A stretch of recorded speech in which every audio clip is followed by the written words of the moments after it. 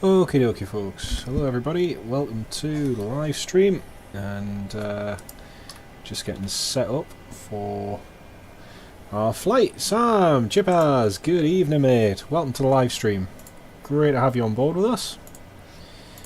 Just getting set up for our flight to Dublin. Storm Goretti is going to impact the UK later on this evening, so I'm going to fly over on Vatsim. Head across to Dublin, and then hopefully fly down to Newquay, where the wind, like I say, is meant to really pick up later on. So we shall do that. And missed earlier, you were at work. No worries mate, no worries. Yeah, we'll be fine up here, mate. Captain Black, hello, welcome to the live stream. Great to have you on board with us. Just getting set up right now for our flight. Hopefully audio and video and everything's all good for everybody. Just need to finalise the preparations. Watch the wind, Richard Bradley. I will indeed, mate. I will indeed. It's going to be blustery. It's certainly going to be blustery. Let's get the old girl ready for our departure. Just slightly behind where I want it to be at the moment. Just need to get the performance and everything in. We've got 2 minutes to go till our push and start. Currently on the APU, so that's okay. Cruising altitude for our flight over to Dublin is going to be 36,000 feet. We will have quite a strong headwind going across.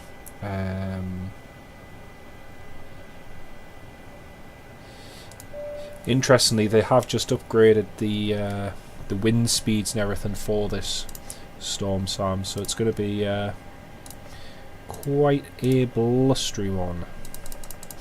Okay, we are pretty much ready to go. We're going to get push and start in just a second. Cruise flight level 360. Captain S1, hello, welcome to the live stream.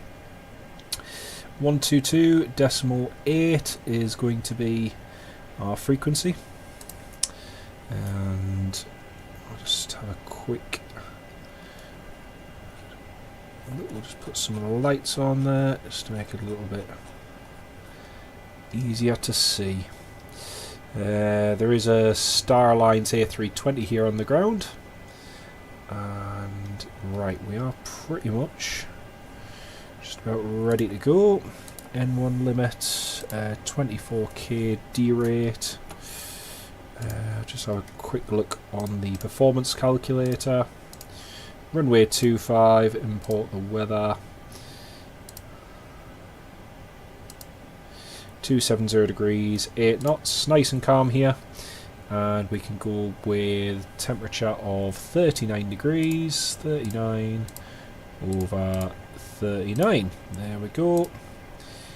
Flaps 5, take off, centre of gravity 20.6, and we've got 280 degrees, 6 knots, there we go. Alright, 139, 139, and V2 145, 150. There we go. Okie dokie folks, we are pretty much just about ready to rock and roll. We'll select our tug. I had a problem with this pushback system in the flight management system the other day. Right, we are pretty much ready to go. Just check on Navigraph, make sure everything is as it should be. Any traffic? No, all looking good. Right, we'll call up on frequency and get our push and start. Let's initiate that now. The collision lights on. Go ahead. We've been cleared for push and start. Tail to the right. Copy that. Ready for push. Tail right. Release brake, please. Right, releasing parking brake. Krakow traffic, Ryanair 64 Golf November, push and start, stand number 7. Brakes released. Oh, Richard Bradley, that's super kind of you, mate. That is super, super kind of you. Thank you so, so much, Richard. Oh, I shall indeed get her a drink. She's already got me a hot chocolate, bless her. That is super kind of you. Thank you so much, mate.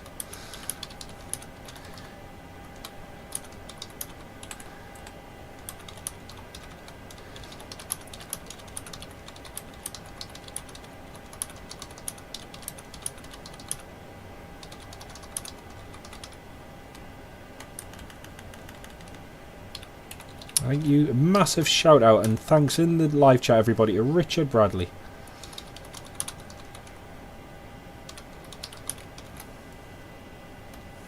Massive, massive thank you, mate. That's so kind of you. Right, we're going to start engine 2 to 1, starting engine number 2. Here's our bird for today. Ryanair's 737-800, Equindia Golf X-Ray November. The Lufthansa just parked behind us, and we've got a Ryanair over there to our left as well. Again, Richard Bradley, huge, huge thank you, mate, for your kindness. That's so good of you, mate. Right, here we go. Fuel's going in.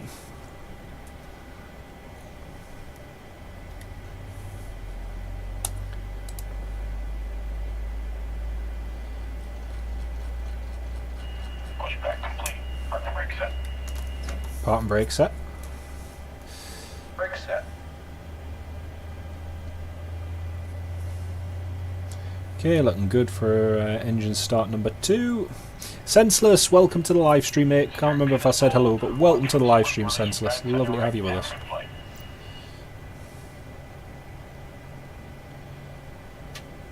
Good start on engine number 2, start number 1. And just for fuel configuration, centre pumps on as well, just to try and use that fuel in the centre tank. Okay, it's starting nicely.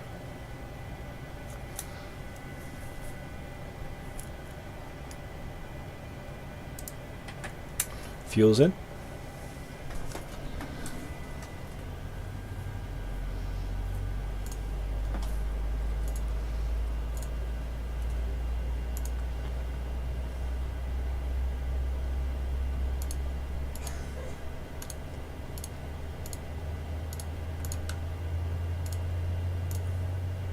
Good start on engine number 1 as well.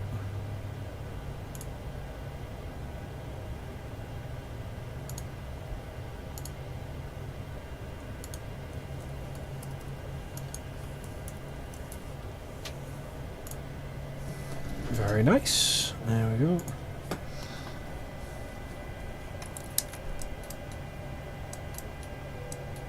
Right. End generators 1 and 2 on, and start switch is continuous. Center bleeds. There we go. Temperature -5. We'll go for wing and engine anti-ice on. Flaps 5.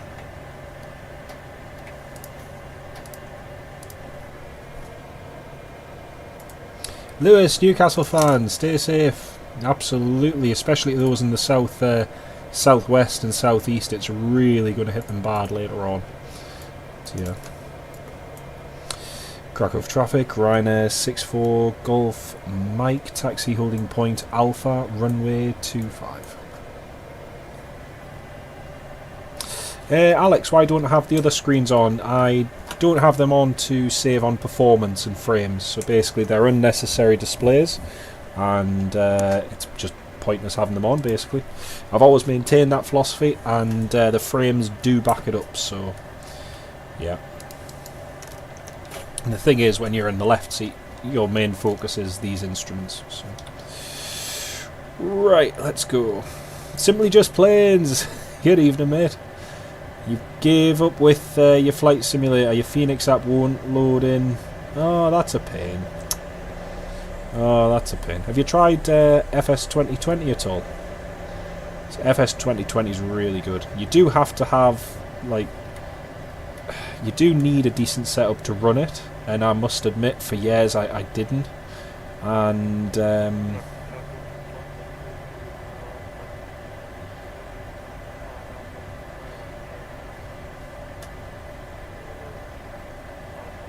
Lufthansa's just taxiing behind us. So the Lufthansa A320 just on stand over there. He's following us to runway 25, so we'll try and get out as soon as possible. But FS2020 is definitely worth getting, mate. It's really good. The performance difference as well compared to likes of FSX and the like is just night and day difference.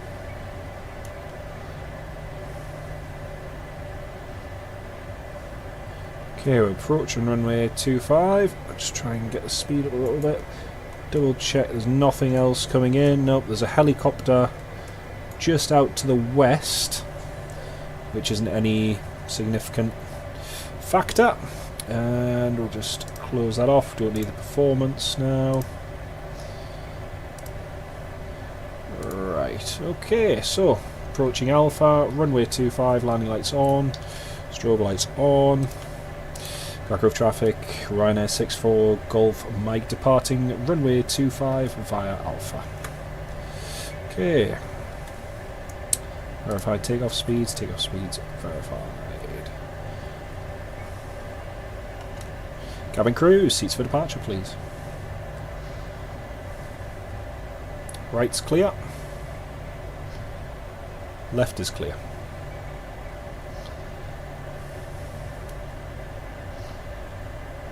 Krakow reminds you of your cancelled holiday because of fog. Oh dear, Benjamin.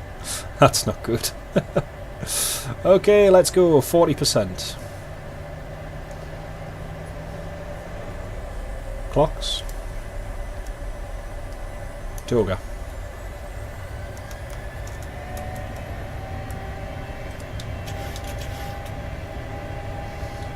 Power set. Checked. 80 knots. Checked.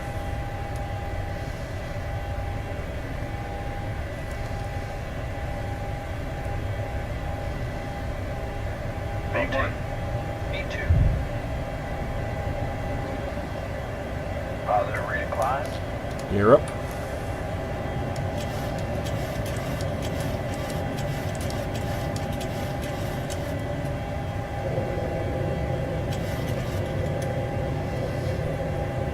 Gotta break off.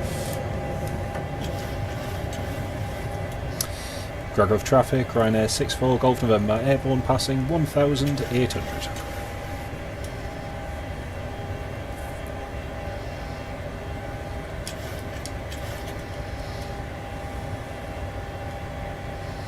Command Alpha.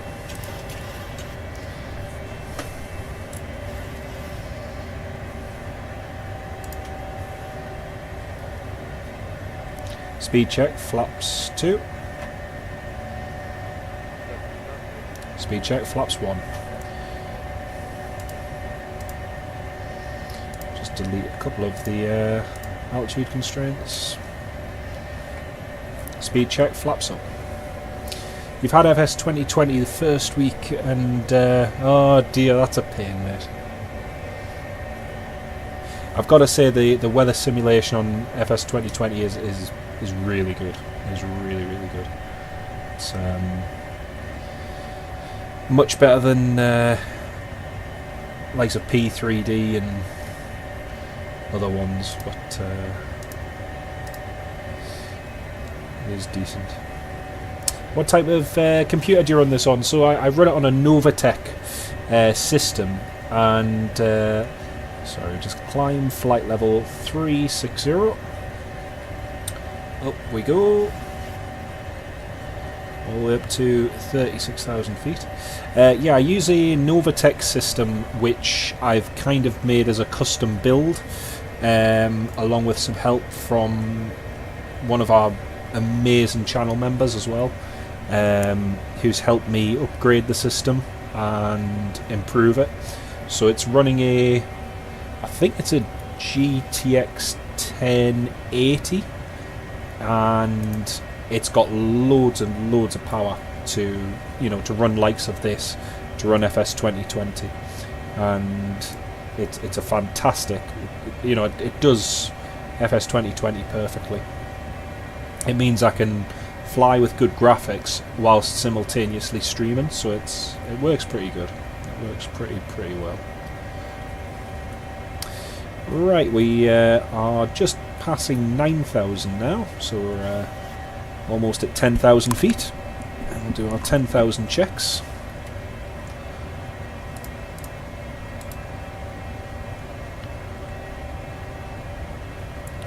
Okay, 10,000 feet. Landing lights off. Start switches off. Seatbelt signs are off.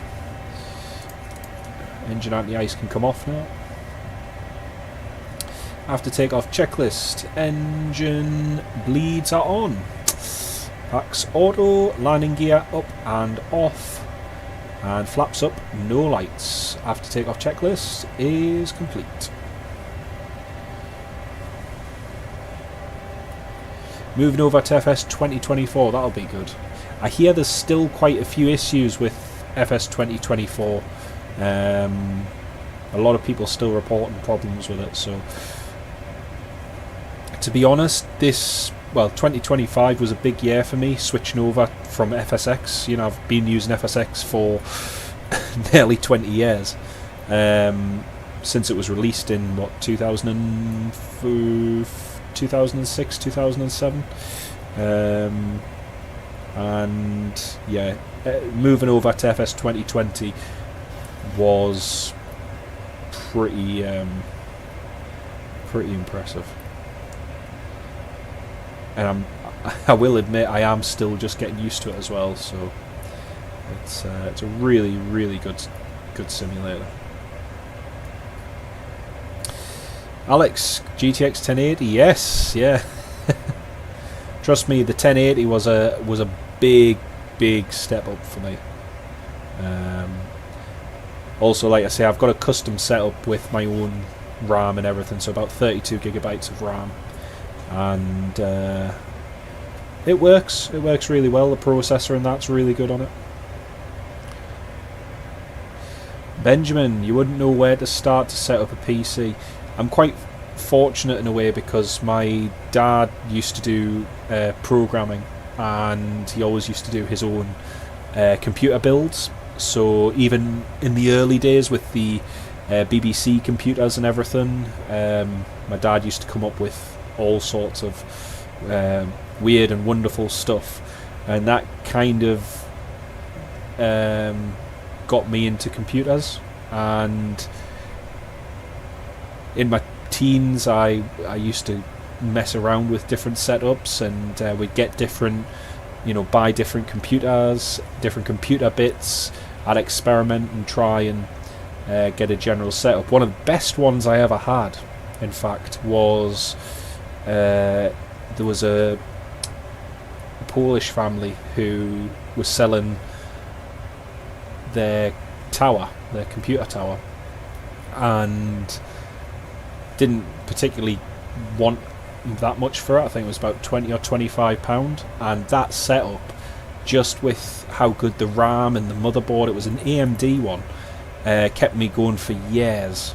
It was a fantastic setup, and I remember installing Microsoft Flight Simulator X on at the time, and all the frame rates were amazing, the performance was amazing, it was just fantastic, and I thought it was the bee's knees at the time. And gradually over the years, with adding more add-ons and more video files and lots of stuff, it kind of slowed it down a little bit. And then I upgraded the hard drive, the main Seagate hard drive, to a... Sorry, it wasn't Seagate, it was a Toshiba one. I upgraded the main Toshiba hard drive to my first ever SSD, just when the SSDs were coming out, and what a difference. Like, start time, performance and everything was amazing. But yeah, it's something I still like to do, is to tinker on with the computer and that, but I don't do it as often as I used to, because what I do value is having a nice stable setup. And I think if you have something that runs nice and stable, gives you good performance, etc., I think that's half the battle. So that does help. We're just passing 22,000 feet at the moment, as you can see on our tablet here. We are just going over Katowice, which is just over here toward the Czech border, which is off to our left. So just going nicely.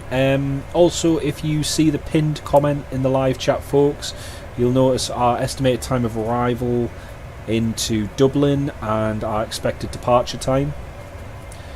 One thing I do need to do actually is I do need to I need to set up the arrival for going into Dublin, because I haven't done that yet.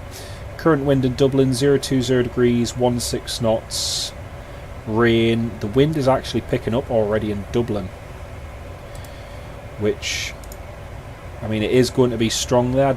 Didn't think it was going to be too strong though, so we'll see how that goes. Currently runway 28 left with a Bagso 4 Lima arrival.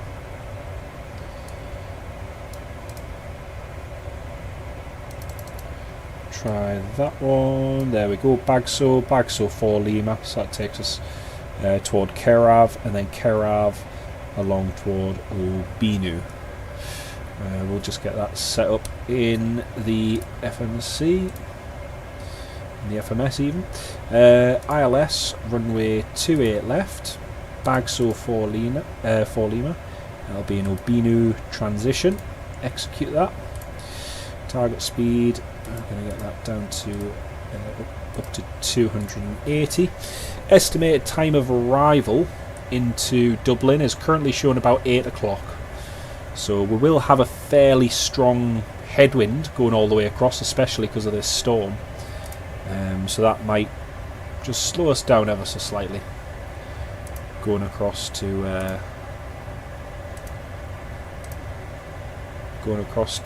Dublin. Course heading 278. I don't know if anybody else noticed earlier on as well, and please stay tuned on my good mate Daniel Sanders' channel on YouTube. KLM diverted one of their Boeing 777s to Glasgow earlier on, I think due to a medical emergency, and Dan was able to go and film the departure on its way to Calgary, so that was pretty cool. And if you check out his channel, he should have the video up hopefully in the next hour or so. I was very, very jealous when I saw that that he got that just after we'd finished streaming. So yeah, check out his channel. He should have it up later on, hopefully. Right, 407, 402 plus 5. Arrival. Current QNH is 992. I expect that's probably going to fall excuse me, by the time we get there. Spitfire RF100. Hello mate, how are you doing? Great to have you on the live stream, Spitfire. Welcome aboard, mate. Chippers, CKLM got the A321 Neos here twice a day. Yes, they do, mate. They do indeed. I haven't seen one at Newcastle yet. I have seen one at Schiphol, so I'm not too fussed, to be honest. I think it's this Saturday it changes to an afternoon, or it's the first. Is it this Saturday? I can't remember. Might be Sunday. One of them, it changes into the afternoon flight, so be an opportunity to see it during the day. But yeah. Senseless, did you enjoy today at Newcastle? I did, mate. It was fantastic. It was really, really good. It was nice to get back to my local after slight absence and not feeling 200%. And do you know what? Even though when we got there this morning, I went along with my nephew. Even though it was -3 when we arrived there this morning, because there was no wind or anything, it was actually very pleasant, especially with that beautiful sunshine and the crisp conditions. It was really, really nice. But hopefully get back down next week, all being well. This Saturday around 1:30. Brilliant. Thank you very much for that, mate. So yeah, that'll be a good one. That'll be a good one to see. The thing is with the A321neos, and you know, this is the sad reality, is that's going to be what we see from here on for the next 20 plus years. Gradually over the next sort of year to 2 years, we're going to see the 737-700 and 900 and 800 disappear as the A321s come on into service. So it's a bit of a shame, but you know, it's to be expected. The A321neos, they look really good though, Sam. They do look good. It's the same as years ago filming the KLM Fokker 70s and the Fokker 100s. You know, at one time they were just normal daily movements. You didn't really think too much of them. And all of a sudden they were very quickly withdrawn from service and retired. One of the last times I ever filmed a KLM Fokker 70 was up at Inverness Airport, and I was supposed to be going out with the family on one Sunday morning, and I took the opportunity because I just didn't want to miss it. I knew it was going to be one of those times where, you know, we're not going to see a Fokker 70 again, and especially to see it up close at Inverness as well. And took the opportunity, nipped along to the airport, and it was it's one of those videos that I got that I'm so pleased that I went for, because you know, you're never going to get a shot like that again. But yeah.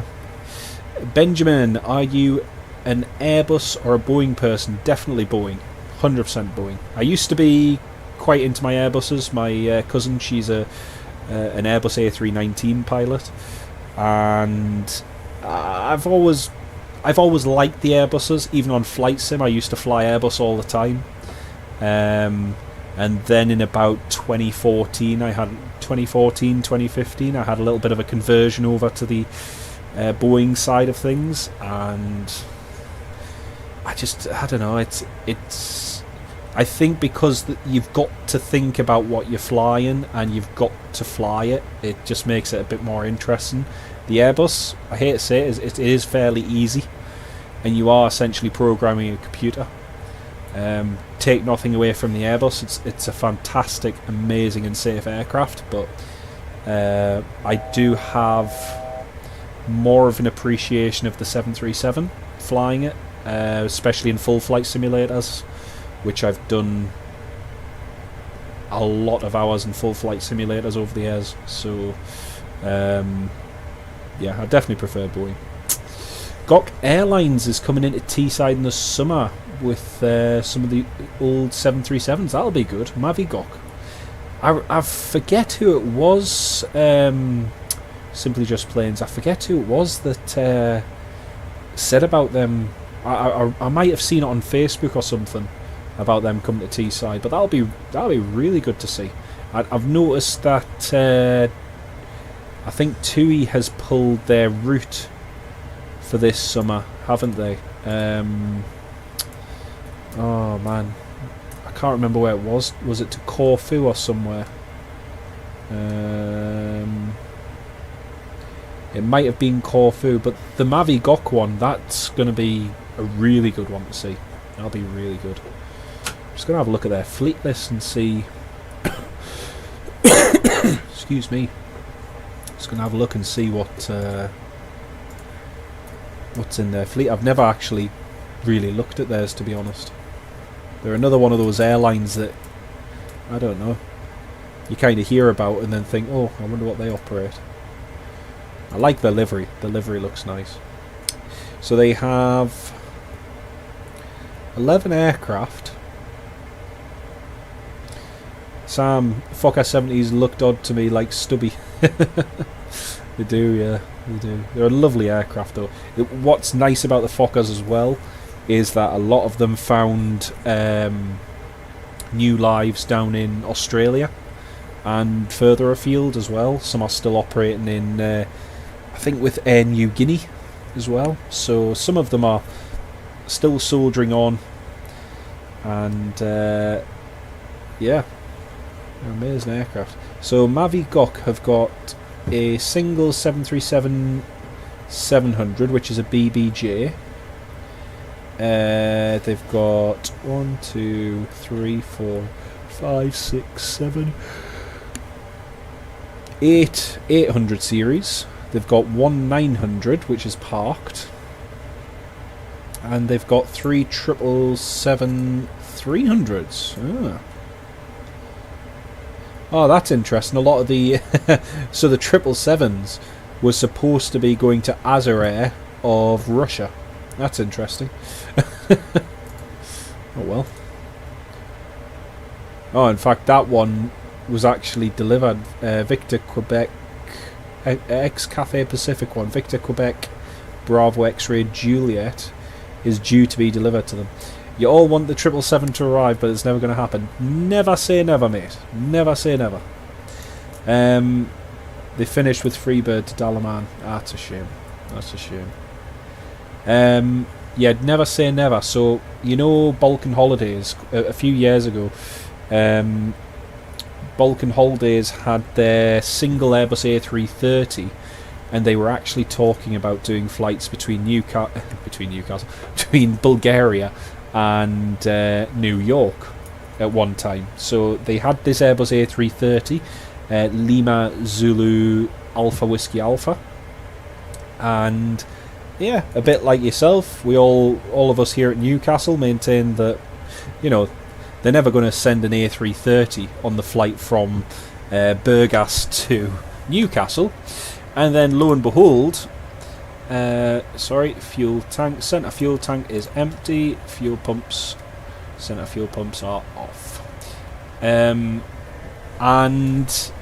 lo and behold, Balkan Holidays ended up sending it in a few times to Newcastle on the flight from Burgas. So it was actually really it was really good. I managed to get some good videos of that A330. So never say never. Stranger things have happened. All it takes is for a couple of the 737s to go tech, and they're short, and they think, right, what can we send? Let's send a 777. You know, it can happen. It can happen. Turkish and other Eastern European airlines seem to have a little bit of a interesting take when it comes to aircraft substitutions. So yeah. Sami EGNT, Iran and Kenya have a fair amount of Fokkers too. They do indeed, mate. They do indeed. There's quite a few still flying around.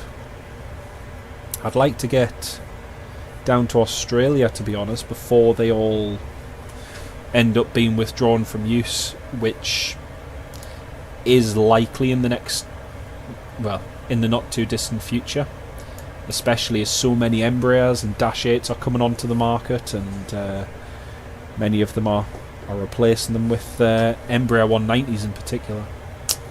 But yeah, we all wanted 2 daily Emirates at Newcastle too. We do. The sad thing is though, Sam, I don't really see that happening anytime soon. Emirates did apply and put in for a second daily flight, potentially 4 to 5 times weekly, and as much as anything else, I think it would have done well for the cargo side of things. And all news and any talk of it happening has kind of dried up, and that, I think it probably came to a head when Emirates announced Edinburgh. So when they restarted the flight to Edinburgh, that's really knocked any hope of them adding a second daily service into Newcastle. I also see them doing, eventually, I see them going 3 times daily at Glasgow. Probably in the next year to year and a half. they'll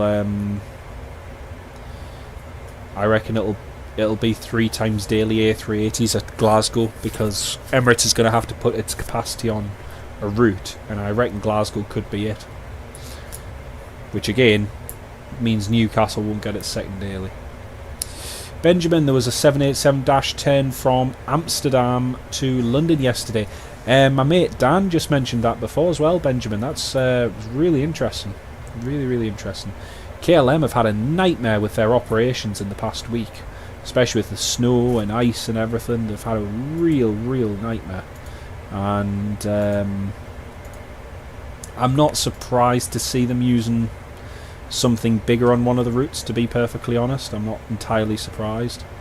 But I mean, a lot of the flights to likes of Humberside, Norwich, Teesside, they've all, you know, Newcastle included, have just been cancelled completely. So it's I've been very surprised at how KLM have really dropped the ball with this one. They've KLM and Schiphol Airport as a whole have really been found wanting in terms of their operations, especially when it comes to snow and ice. Not too much, not enough de-icing fluid, etc., and all sorts. It's yeah, it's not good at all. You got a mysterious 738 at Teesside on Tuesday for airborne colours, but you're not allowed to know who it is and when it's departing. You're only allowed to know when it's arriving. Interesting. Very interesting. I wonder if it'll be someone like Ascend Airways or something like that. That'll be an interesting one. Hopefully, I say this, hopefully it is something with a livery that arrives. And I say that because there was the Scoot A320, which my mate very kindly gave me a heads up on, but when I looked at the data on it, it looked as though it had been repainted and it was all in white, which it turned out it was just an all white A320, which, yeah, one with the full livery would have been far better. But it'll be interesting to see what that is on Tuesday. That'll be good. Sam, maybe 2 times daily at Edinburgh as well. That is another potential for Emirates. I think it's less likely so at Edinburgh. But then... second. But, yeah, it'll be interesting. It'll be interesting.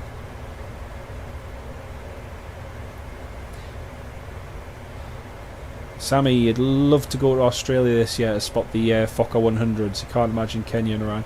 No, the thing is, even with Iran, Sammy, you, at times when things are going well, you can get some good tours and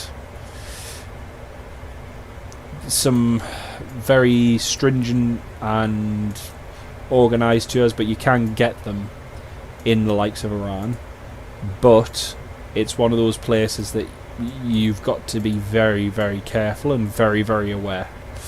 So yeah, I know different spotters who've been over there and they've been on these organised tours and they thoroughly enjoyed it, don't get me wrong, they absolutely loved it, but you've always got to be on your guard.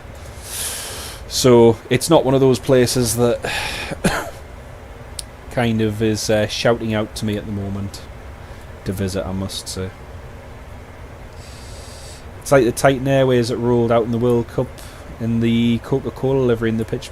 Yes, yeah, I saw some photos of that. That looked good. That looked good. Yes, you got this Scoot the other day. Brilliant, mate. Brilliant. Yeah, I saw some pictures of it on Facebook. It last year. Where's the air gone? It's yeah, it was a shame it was all in white though, but that Titan looked really good actually. My mate got a photo of that not long after that was rolled out, and that looked really good. The livery on it looked really, really good. Robert Hadfield, Bob, hello mate, watching on your phone while washing the pots. Hey, good man, good man. Great to have you on the live stream, Bob. I might pop onto Discord in around about 20 or 30 minutes, Bob. So if you fancy a chat once you've done your pot cleaning, then let us know, mate, and I'll hop on board. Just having a look at the weather down in...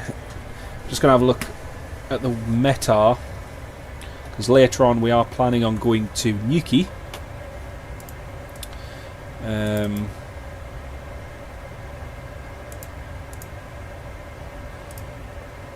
we are planning on going to Newquay later on, but... Echo Golf Hotel Quebec. Let's have a look. Oh wow, is that all? Crumbs. So the wind currently at Newquay is only 180 degrees, 16 knots. That's not bad. Let's try Bristol.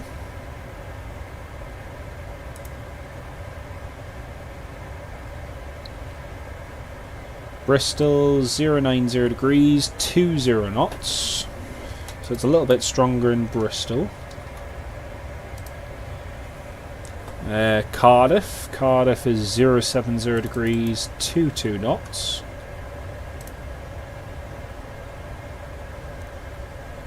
Jersey. Let's have a look if Jersey's still...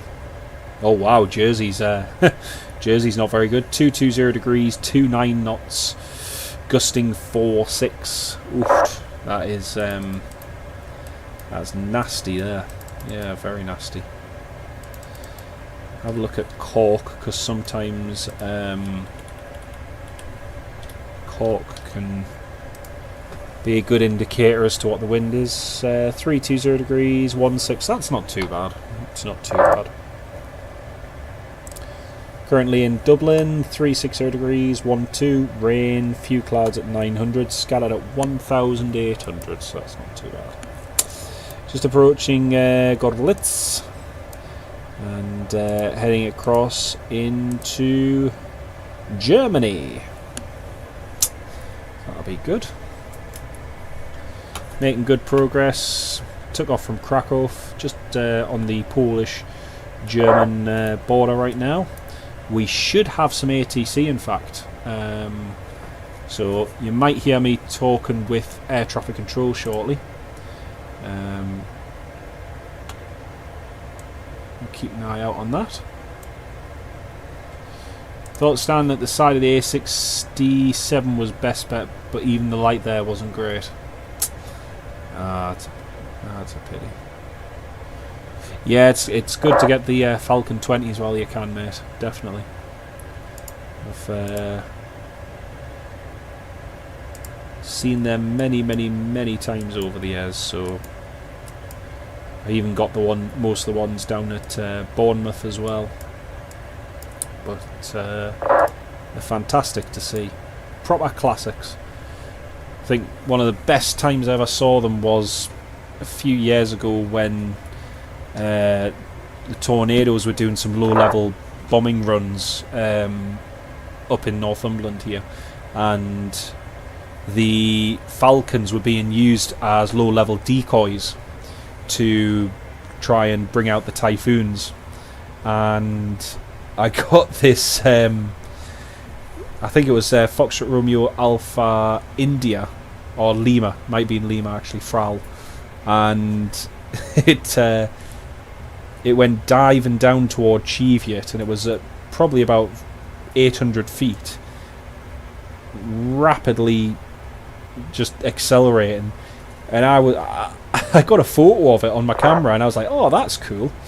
And then literally 15 seconds later, as this Falcon is disappearing, trying to hide in the hills, these two RAF Typhoons from Lossiemouth just dropped down from about 10,000 feet and pounced on it, and all you could see was the tail of the Falcon disappearing toward Cheviot, chased by these two RAF Typhoons. And it was so cool to see. And then the next thing, on my VRS server, all you could see was the Falcon climbing at a rapid rate up to about 8,000 feet, level off, and then return straight back to Teesside. So I suspect in whatever war games they were playing, that Falcon got shot down. But yeah, seen them many times over the years, and they're always good to see. Feel for our French friends too. It's supposed to be worse there. At least it is. Yes. Well, the storm, Richard, Storm. Excuse me. Goretti was actually named by the French Met Service. So, because of the trajectory of the storm and its impact in northern France, which is going to be greater than in the south of the UK, the French Met Service named it Storm Goretti. Had they not done so, the UK Met Office would have named it a particular storm name, whichever one it's is currently. Which I'm not sure which letter of the alphabet we're up to, actually. I'll have to double check. But yeah. Well, folks, I think I'm going to go and get a drink and possibly a bite to eat as well. We did have ATC on with Bremen Radar. However, Bremen Radar has now gone offline, which is good for us. It means we get a little bit of respite. Just checking whether they're 180 degrees, 16 knots. Brilliant. Just checking to see how that storm is looking like on radar, and at the moment it's a bit strange because Cornwall is basically in the eye of the storm at the moment. And yet by 10 o'clock it's going to be very windy there. Currently down in the Scilly Isles at St Mary's Airport, it was reported 190 degrees, 34 knots. Guernsey Airport in the Channel Islands is currently reporting 230 degrees, 34 knots, gusting 50. Jersey Airport's currently reporting gusts of 46. So it is getting windy. It is getting very windy. Not to worry. Right, folks, off to go and get some a drink and some food. So I will be back with you all in a few minutes. I'm just going to go and have a little break for now. I'll still be in the live chat, so feel free to keep your comments coming, and I'll still be in the live chat. Catch you all very shortly.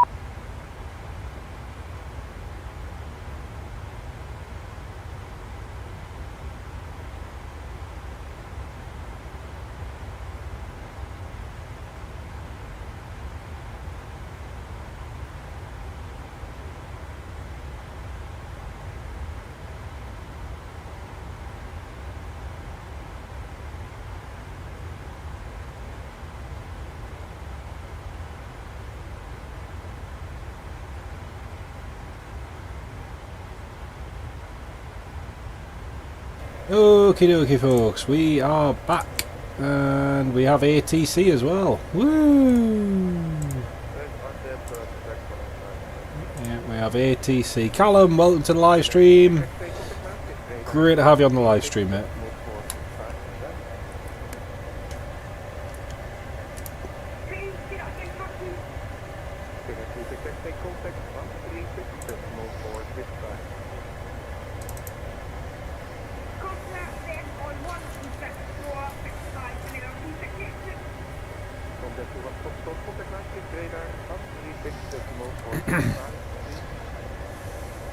Oh, the chips are going to go cold, mate.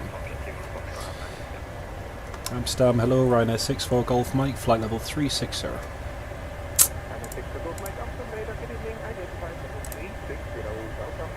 Thank you, sir. Hey, we are with Amsterdam.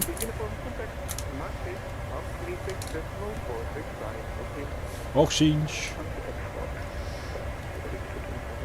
Just give you an update.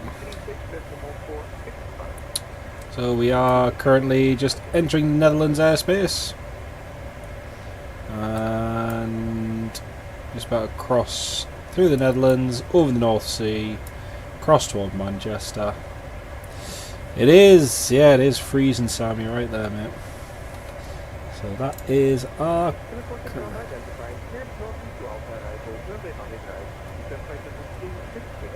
got an 80 knot headwind at the moment. Just gonna see if there's any chance.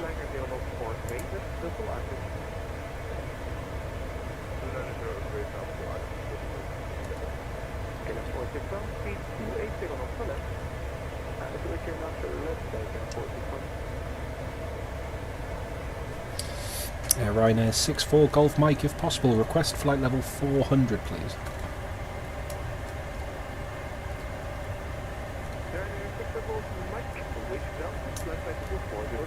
That's amazing, thank you. Climb flight level 400, Ryanair 6-4 Golf Mike.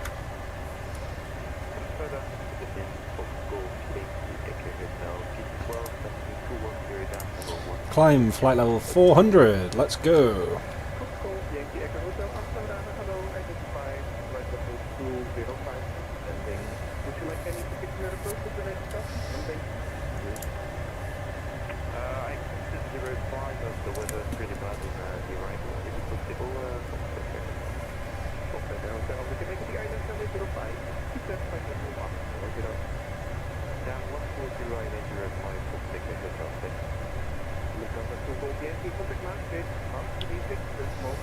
That's true, Bob. That is true. It isn't snowing.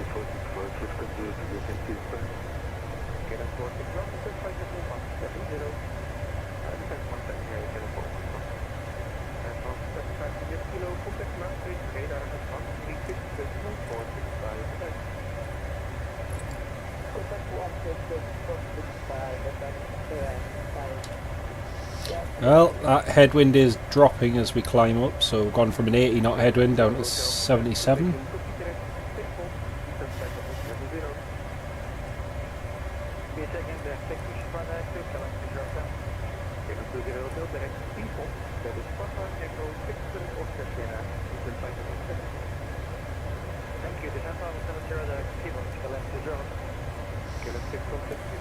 I don't think we'll be getting any snow.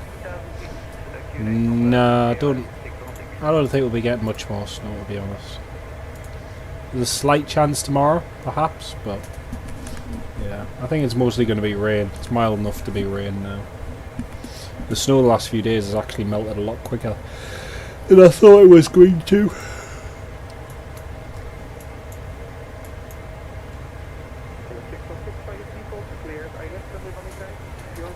Just be 1 second, folks.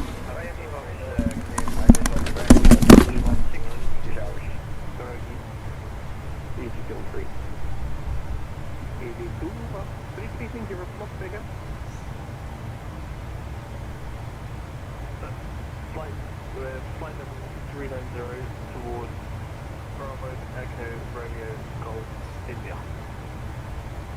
If we still have the afterradar identified flight level 390 up in Departure, hello, Tanzania, Ryanair, Echo, approaching flight 2000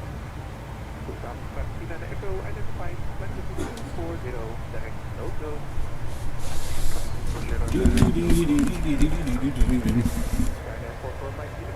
Right, there we go. 67 knot headwind, going down.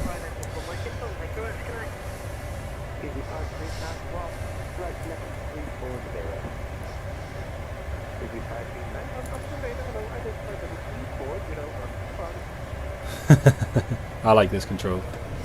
I like this control.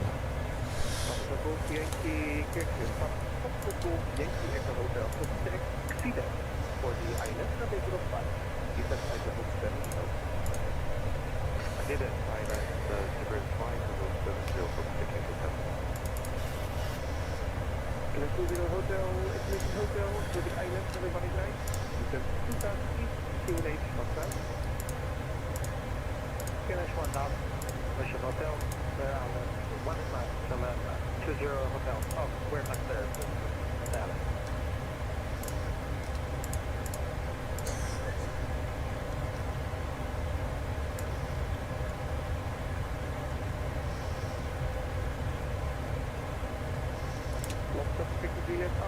Direct people, just like the 70. Direct Arthur, after direct people. After Arthur, direct people, just like the 70. I think we'll have a deep frost tomorrow, but snow, yeah, I'm the same, Richard. I don't think we'll get any snow. It's too mild. I thought the snow we had would have lasted longer, to be honest, but it hasn't, so yeah, not to worry.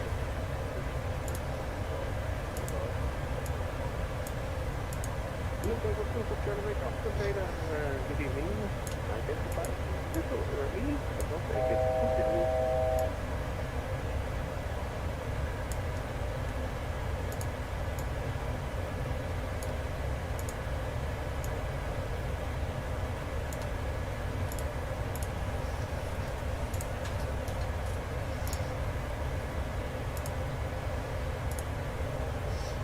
It's nearly 20 knot less headwind, just climbing.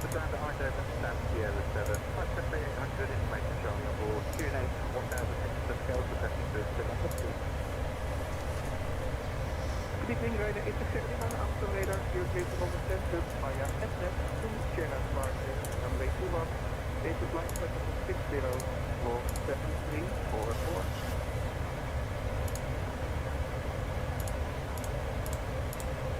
Then on the FS20 departure, runway 21, initial climb by level 60, floor 7344, Ryanair 860. 860, 860.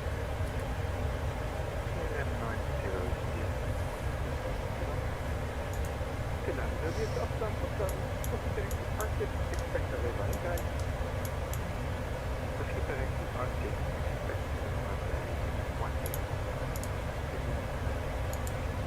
okay, let's 6 topic tower, about 1 minute of smoke, 230, we'll see. Topic tower, Bovenijk, we share up in 616 later.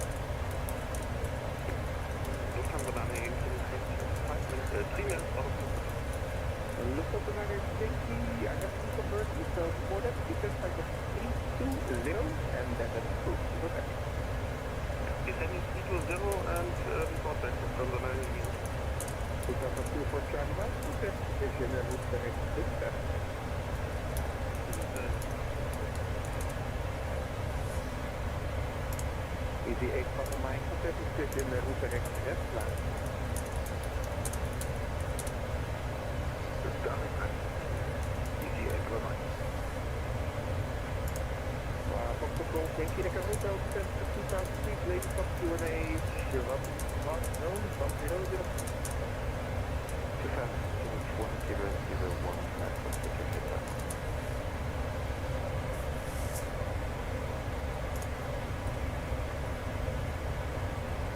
in the hotel, VFT, full clear, and it's supposed to be running right, sure.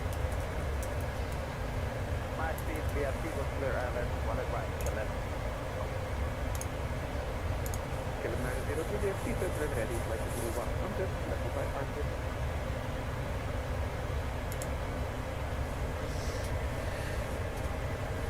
Well, flight level 400, 60 knots of headwind. Actually, I'm just going to import the weather. We're 455 miles away. Got 1 hour and 20 minutes.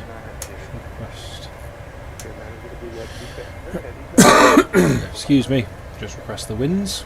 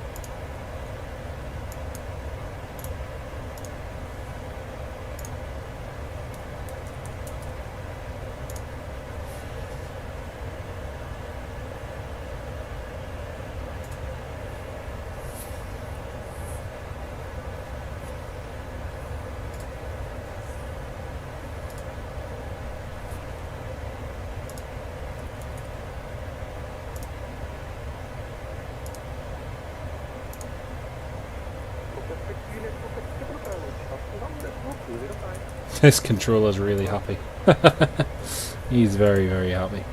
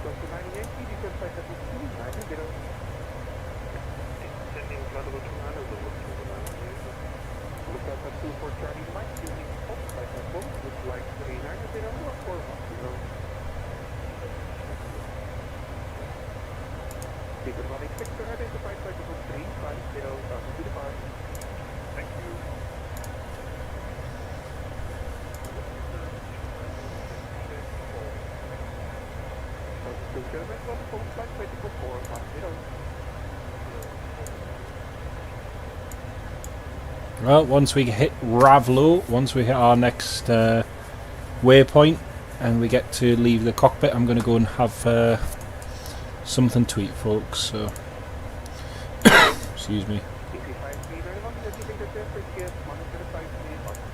Right, whooping.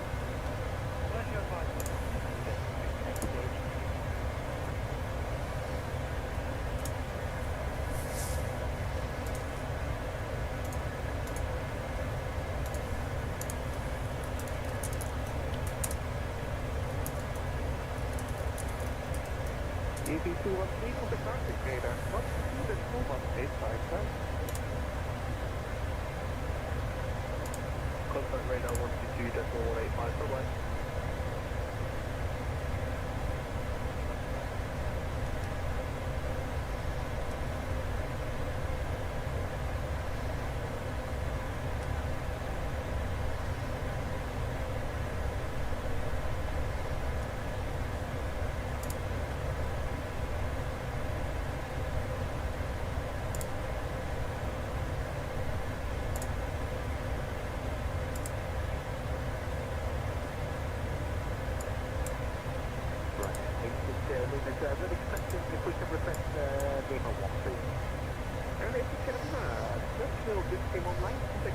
Benjamin, no worries, mate. Catch you shortly, Benjamin.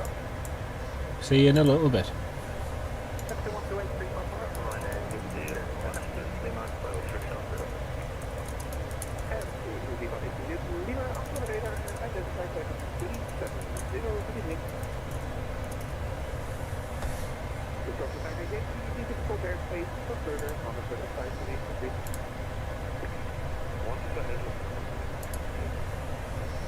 Sam, yep, I agree, mate. I agree. I've got some, and I'll tell you what, they're a lifesaver at this time of year.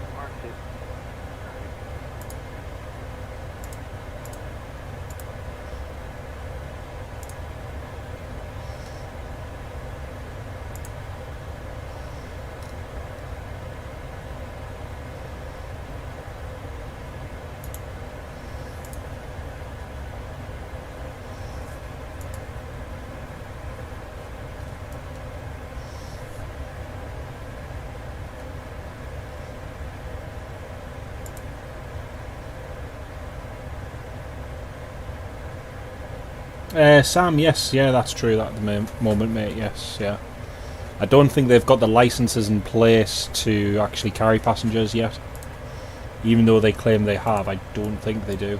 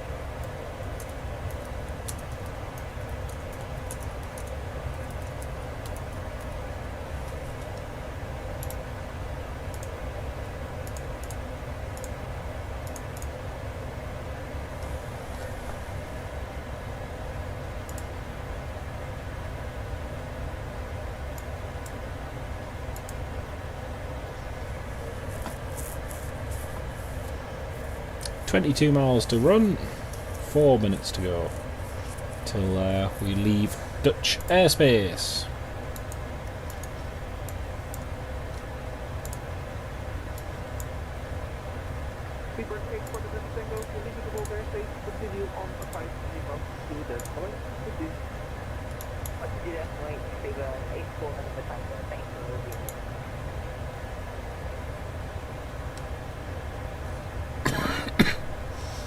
Excuse me.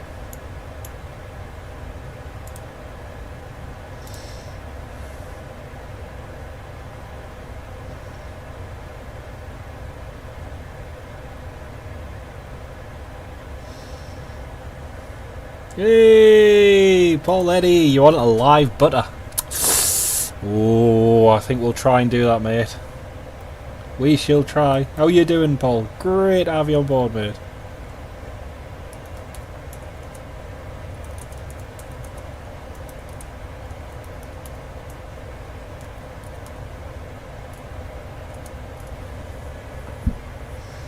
Great to have you on the live stream, Paul. Excuse me. So we're just about to leave Dutch airspace, and as soon as we leave Dutch airspace, I am going to go and finish making tea, fish and chips. Should be landing in less than an hour. A Le Pack landing. Just slightly salted. Oh dear.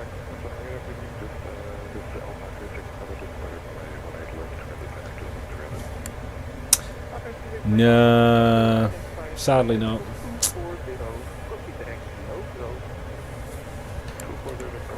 Not on FlightSim anyway. Is he going to hand us off now? Go on, you want to hand us off now? Go on. You know you want to say that magic word, Ryanair 64 Golf Bike. Monitor Unicom, 122.8, bye bye. Maybe now? How about now? Maybe now? How about now? Maybe now?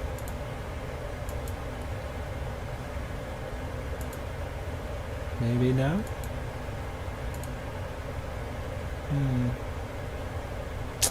Oh well. That's very interesting. There's an Air France Hop Embraer 190 operating for KLM at the moment. Foxtrot Hotel Bravo Lima November. Operating from Nantes.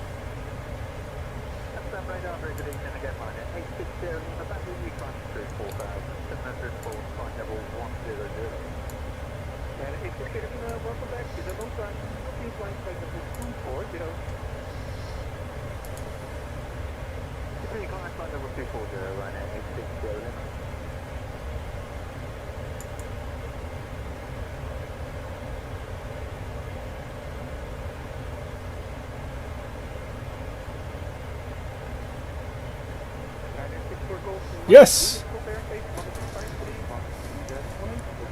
122.8, Ryanair 64 Golf Bike. Thanks very much. Take care. Yay! Freedom! Yes. Right, folks. I'm going to go and finish getting supper ready, so I shall be right back.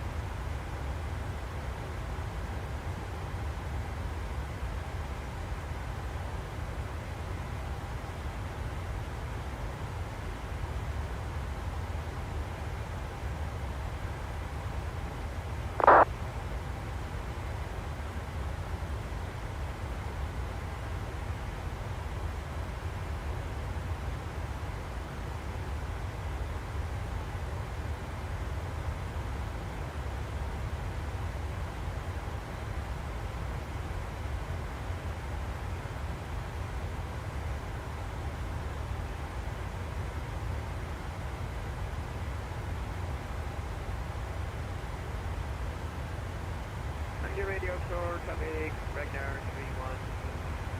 Under the approach routing, complete routing MRI 638.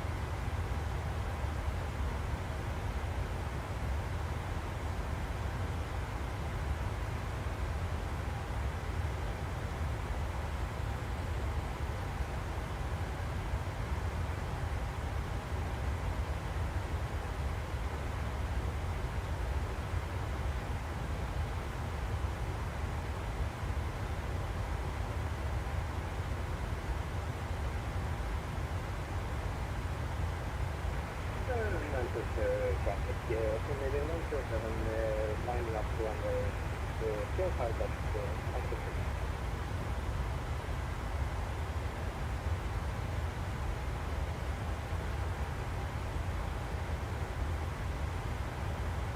How about it? How's it going?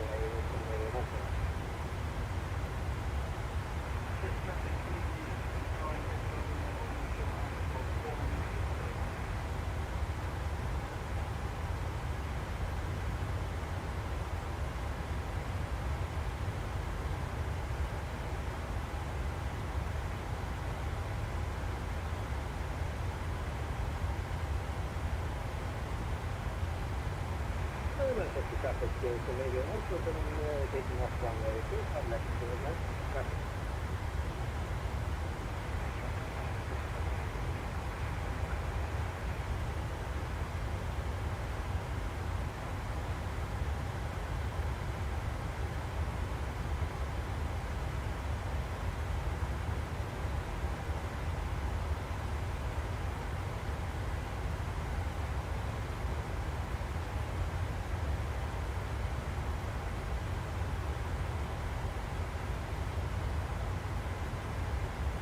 Aircraft on approach to 05 Left Manchester, how many miles away are you?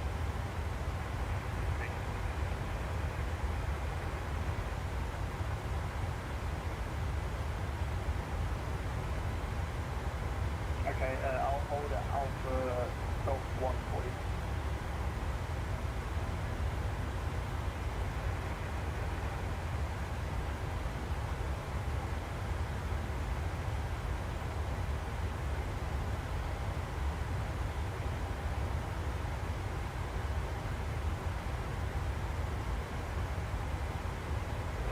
Manchester traffic, so maybe one person rear one crossing to the north, Manchester traffic.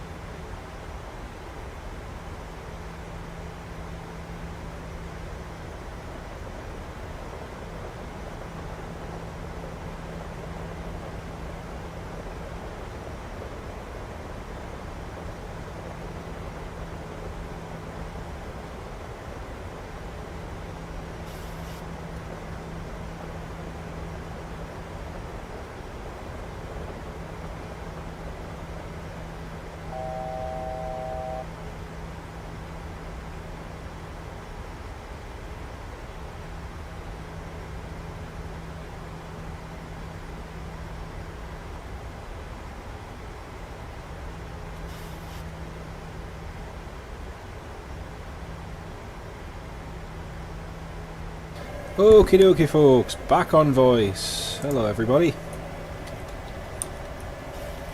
So I've just had a look on air radar. Looks like nothing's landing. Yes, Richard, yeah, it's looking pretty nasty. Pretty nasty.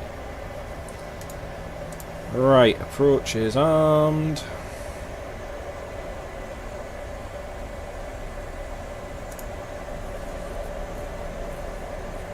Localizer captured. Thanks for the warning, Bob. You might have pleasure. Right, 278. Speed check, flaps 1. Dublin traffic, Ryanair 64 Golf Mike, ILS, 28 left, 9 DME.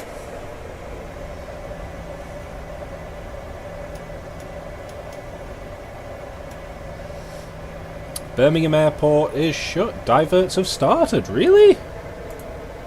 Birmingham? Crumbs, yeah, so it has. Flippin' heck. It's only... Oh, it's snowing. That's why. I was going to say the wind's not bad, it's just the snow. Oh well. Cue the chaos. Yeah, I think we might see a divert or two, definitely. Hopefully they send them.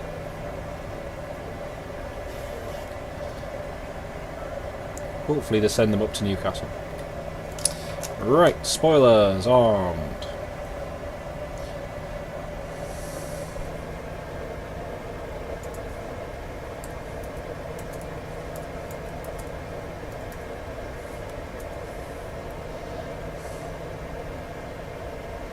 You mean Lieutenant Hubert Gruber? John Vatsim. I think I'll spare them. Unless you've watched Hello Hello, then yeah. I think it might be lost on some. Right. Get down.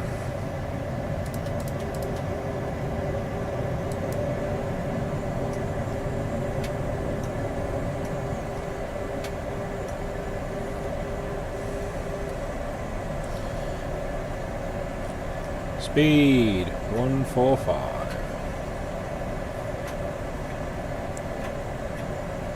Race down the A69, Airport Euston. Maybe. I'll probably be in bed. Actually, no, I won't be. I'll be working. Oh, crap. 1,000. I'm in it.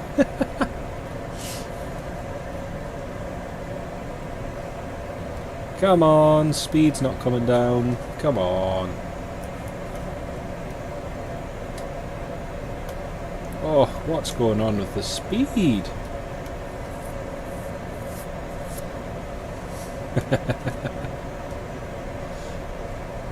Come on, speed. Got a bit of a crosswind going on here.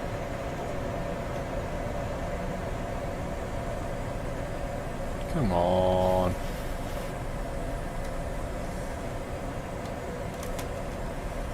Approaching minimums. Minimums. Landing.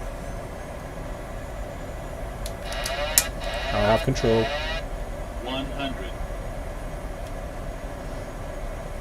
50. 30. 20. 10.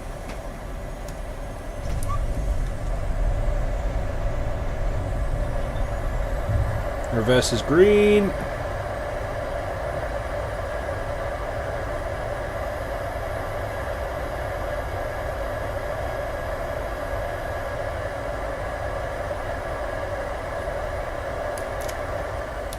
Come on, baby. Yes, we can do it. Yeah, we can. There we go. Woo!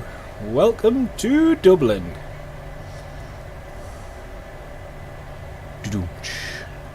Right, let's park up and get turned around to go to Newquay, because Newquay is gonna be fun. Dublin traffic, Ryanair 64 Golf Mike vacated, 28 left.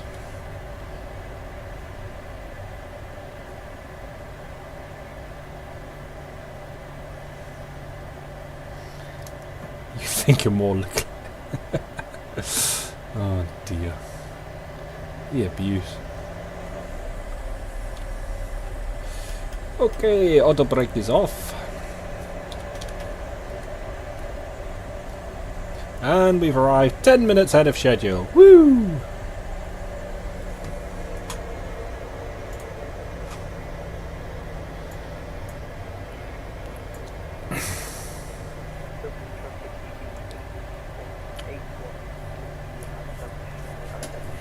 Heathrow go-arounds Air India gone around twice. Really? Wow. Crumbs. They are struggling. I hope Jerry's mine.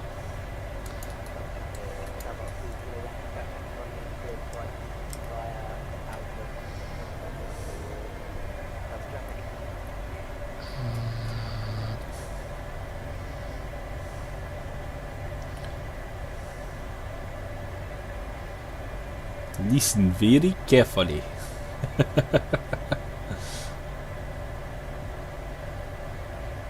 Right, we've got an Aer Lingus, got a cross pass from our right to left.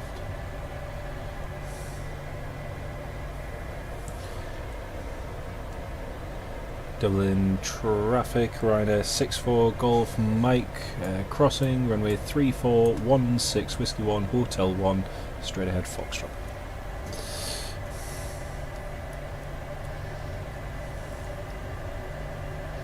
Yeah, Lingus is still over there. Come on, let's keep the speed up.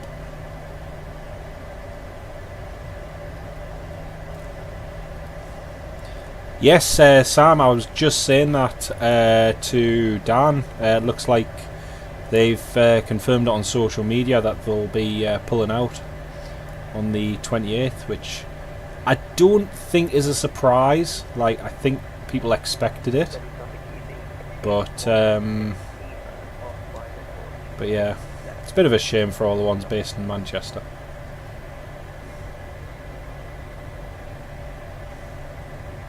And also it's less heavy aircraft to see at Manchester as well, so a bit of a shame.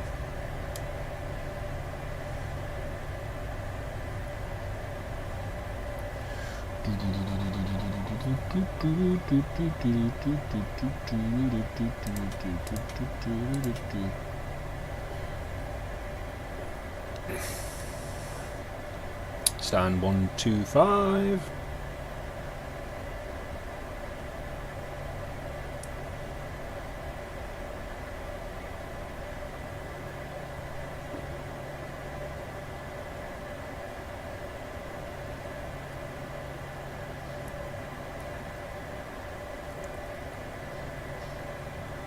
Yep, they will have to put them all back on the Irish reg again.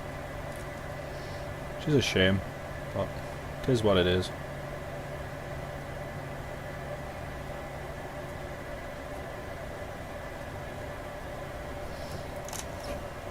Parking brake set. Cabin crew, disarm doors for arrival and cross-check. Ladies and gentlemen, welcome to Dublin. Request ground power. Doors, just need forward, cargo, aft, entry to left, ground, service vehicles. Engine inhibit.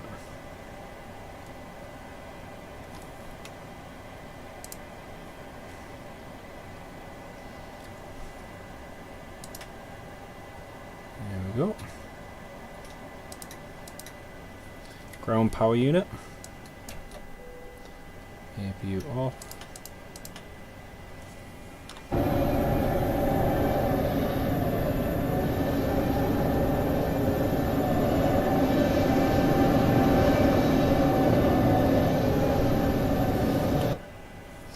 There we go. Right, let's get ready for our next leg, which is the more exciting one.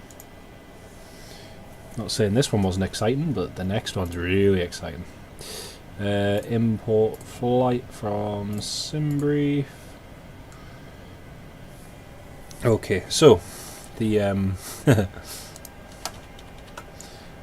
I love the fact that they're giving us that amount of fuel, so we're going to take about 9.6 tons of fuel, and we're going to take 55.6. There we go. 65.2. indicated to a left. 65.2 call sign. It's going to be Ryanair 4784. There we go. Just reconnect onto 4784. There we go.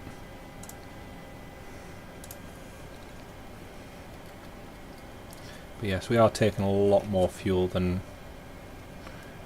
the flight plan says.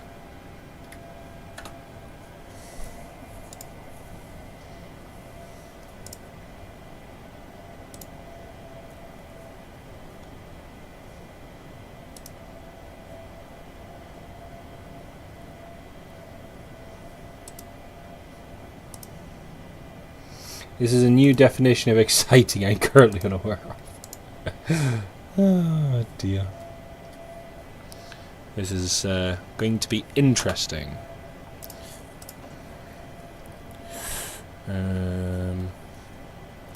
Current weather. I like this. Current weather. 33047 gusting 65.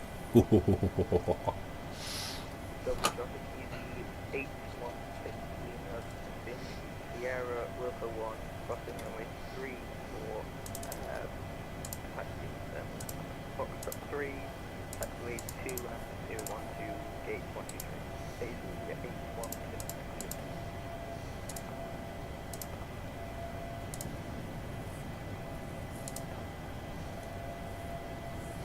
Flight plan request.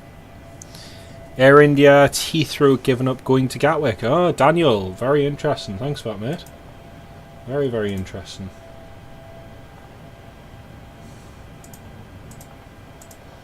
To a right for departure. 65, I know. Predict to go around. 33047 gusting 65. QNH 980, that low pressure is well and truly there. Thing is, it should be a fairly quick flight down there as well, because we'll have a bit of a tailwind.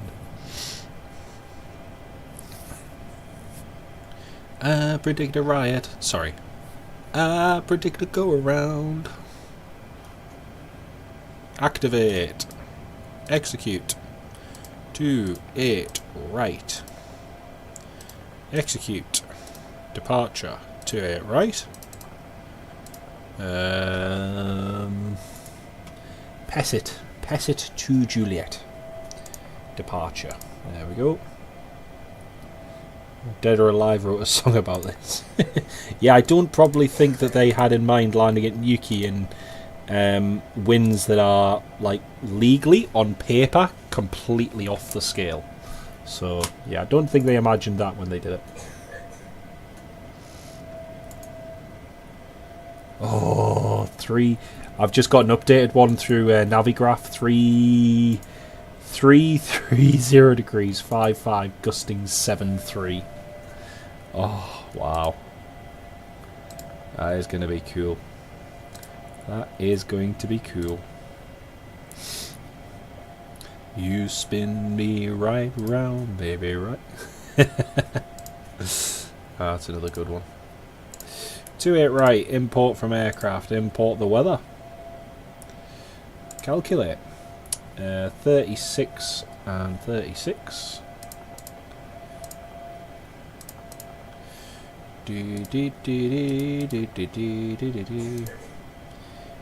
Cruising altitude as well.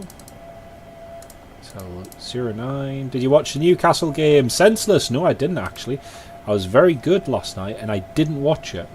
I've discovered if I don't watch the games, we seem to win. So, yeah, strange though that may seem. Right, surface wind here is 34011. I can hear that EasyJet outside the plane. Pretty sure it's EasyJet anyway. Oh, he's noisy.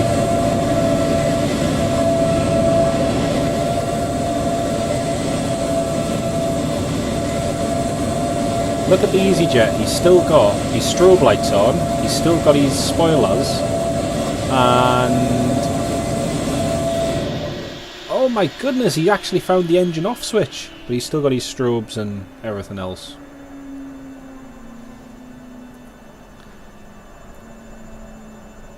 This is the... yeah, anyway. Right. Arrival. How long do you think it'll be before Manchester runs out of capacity for diversions? I would predict fairly soon. Manchester never manages to handle that many diversions, so... yeah. Cruising altitude. Cruising altitude's going to be 230. Very short. Quick climb up to 230.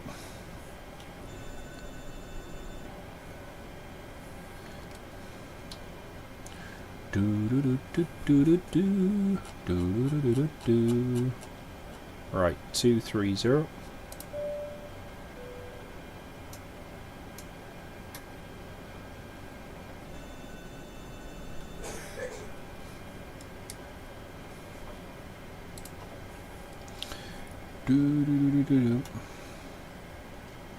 Taking loads of fuel just because.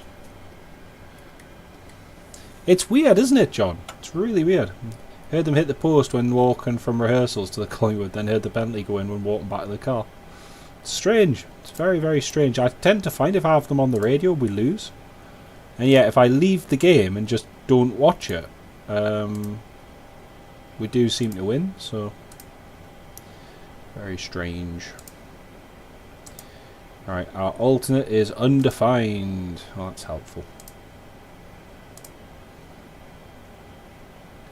Any update? 33047, gusting 65, no update.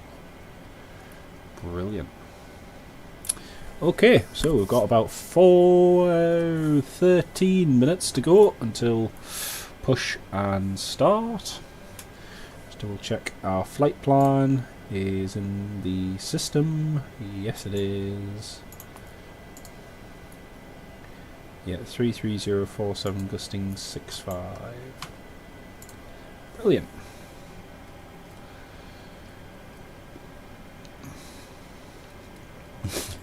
You're right there, John.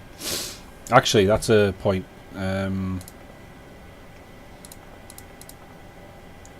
Let's just see what the crosswind component is like down in...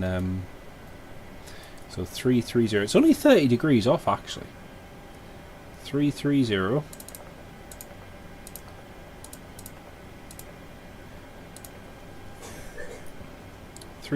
at 10.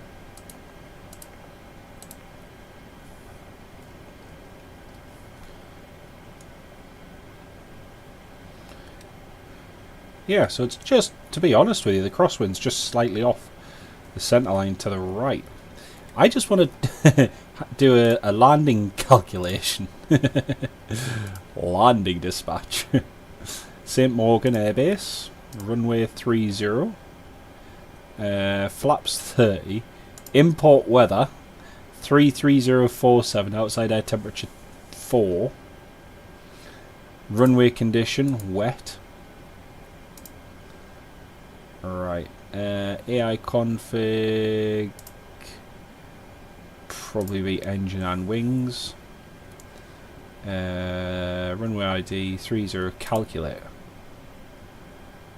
Oh,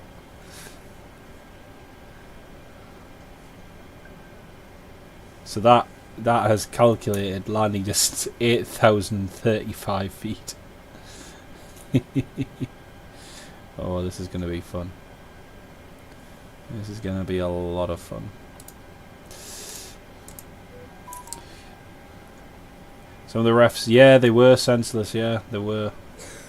I watched the highlights last night and I was bemused by some of them. It was like, what on earth? How on earth? Like, some of them are just.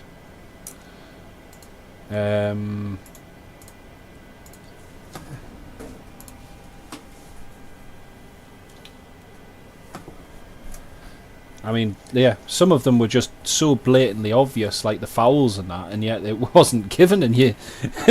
And I say that for both sides as well, because there were certain ones the other way where it was plain and obvious, and he just didn't bother giving a foul, and you think, well, how can you not give a foul when it's clearly and obviously a foul? Strange.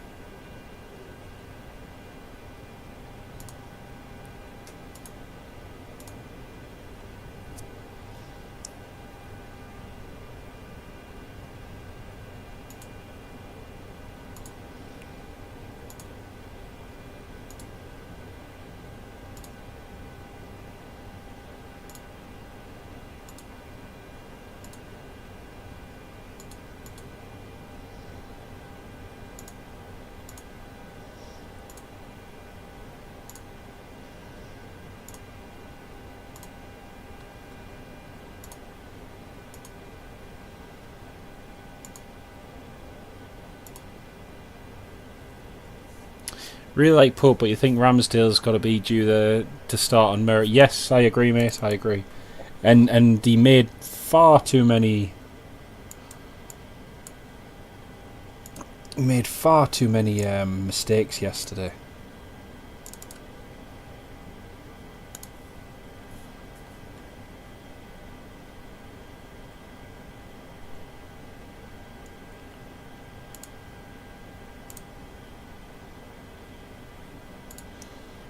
Some of the ones he gave away were just really, really straightforward and simple. But, yep, Birmingham Airport is closed because of snow clearance. Diversions now occurring.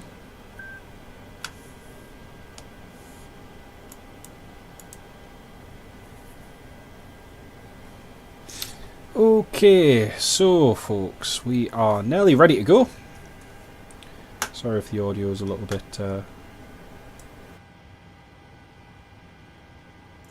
right. So yeah, we're almost ready to go, and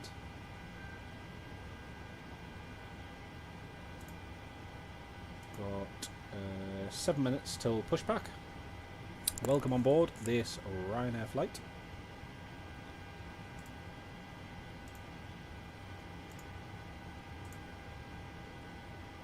Make sure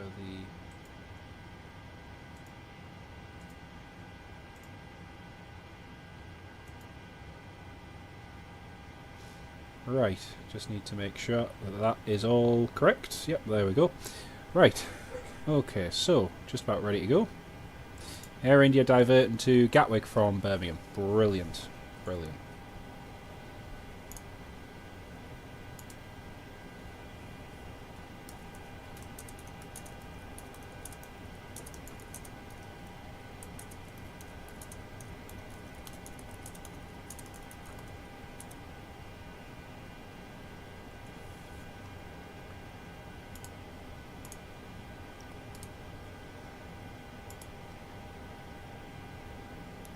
Yeah, looks like it's a Jet 2 A321neo. Just diverting to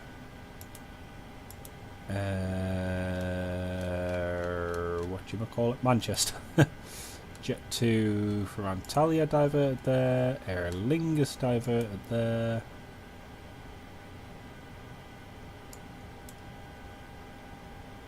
Oh, Air India's just gone on to 7700 and he's diverting to Heathrow.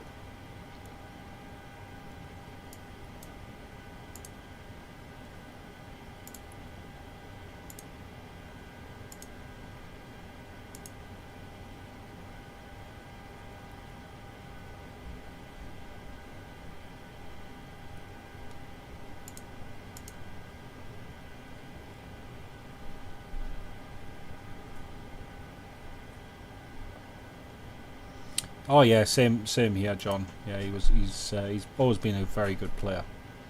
But I'm pleased to have him. Just could have done with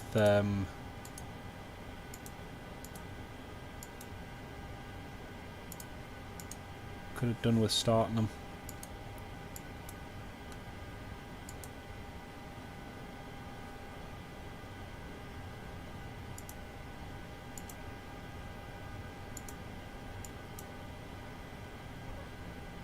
Right, time to get the APU started and get on our way to Newquay. What is going to be one very exciting flight.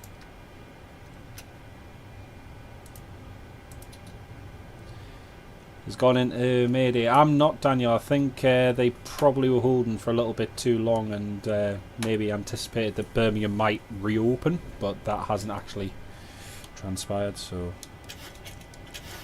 yeah, I'm not entirely surprised. Okay. Well, folks, be prepared. This is going to be one interesting flight. You can see there's 12 of you all tuned in. That's one thing we will not be. We will not be low on fuel. We've got enough fuel to last us a very long time. So weather there is still gusting 65 knots.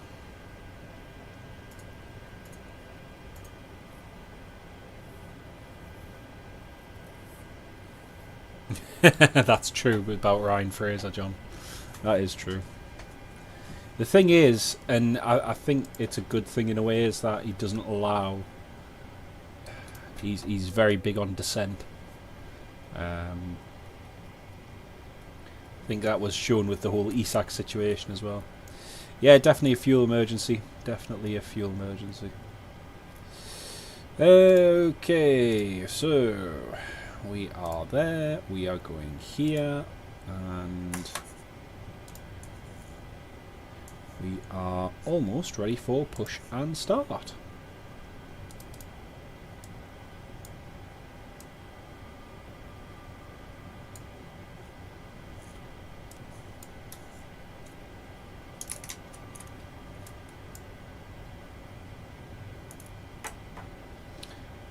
Don't talk about Isak.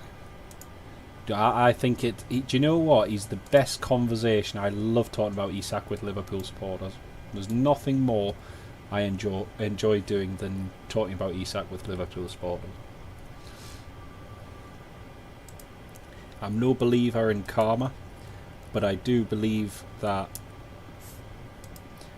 sadly for individuals like that, that when you down tools and you don't respect your contract and you stamp your feet and say, I'm not doing that because I feel I'm worth this, and I was promised I was going to get that, you know, like a 3-year-old demanding sweets from the mum or dad. I just think that when you have someone like that, you know, in a work scenario, you imagine working with someone like that. I think of different people I've worked with over the years, and would you really want to work with them? Are they really going to give their all to their job, to helping you, to getting the club back into the best place possible? Of course they're not. They're looking after number one. And there are some outstanding players in history that have made decisions and put their foot down and gone elsewhere and done amazingly well. And there are other ones who have stamped their feet, said what they want, and they've not remained true and loyal to what they should be. And they've reaped the results thereafter. So yeah, I firmly believe that he created that situation, and sadly he's now reaping the results. But yes, that's John Vassy with is on there. Yep, 135 million well spent. Well, it's It's certainly more than we would have had he still been here, that's a fact. And had injuries come thereafter, who knows, might not even been half that, or a quarter of that amount, you know. No one would want to sign him then. Okay, let's start our pushback. Go ahead. But I do believe that there is a certain thing called loyalty and work ethic, and some people Copy that. Ready to push. Tail to the right. don't like either. Race release,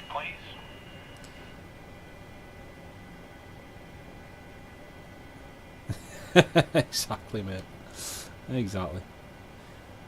You know, regardless of whether you like your job or not, you still turn up and give 100%. You still fulfill your contract, and if you want to change subsequently, you can do that. But I just, Race released. you know, you give proper and due notice, don't you? But hey. Okay, pushing back. There we go.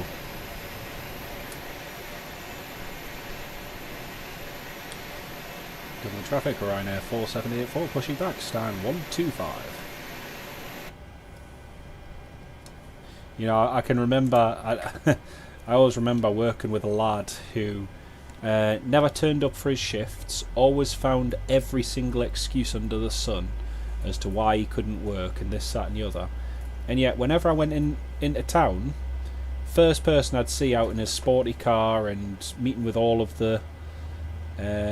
meeting for the night drives and everything in town, he'd always be there. And you think, that's funny, you weren't well enough to show up for work, but you were well enough to go and show up with your mates and this, that and the other. And he ended up being let go, dismissed, because it was happening so frequently and he just didn't want to work. That was the top and bottom of it. And he was one of these ones as well, where whenever he came into work, he always had a moan about, you know, how bad his lot in life was and all this, that and the other, and you just went, okay, right, fair enough. But aye. And then I've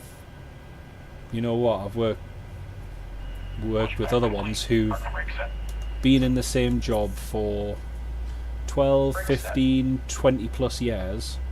Yes, it's not what they'd probably prefer to do. They'd rather be doing something else. Some of them are even past retirement age. And yet they still turn up, they still do their job, they do it with a smile, you have a good bit of crack with them, and you get on with it. But some people. Okay, good start on engine 2, good start on engine 1.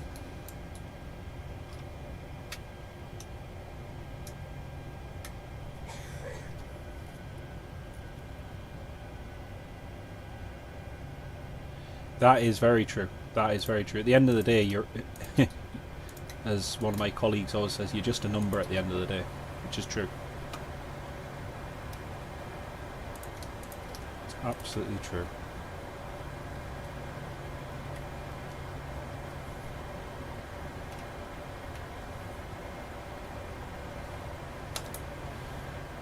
Dublin traffic, Ryanair 4784, taxiing holding point, runway 28 right.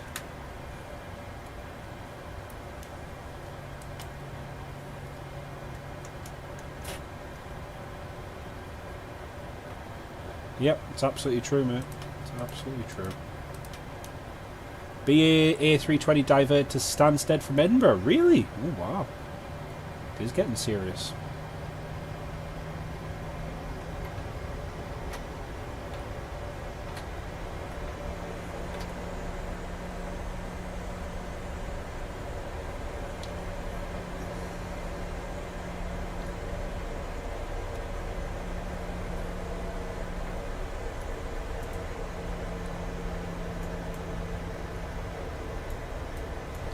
Looks like the chaos has begun with the storm anyway.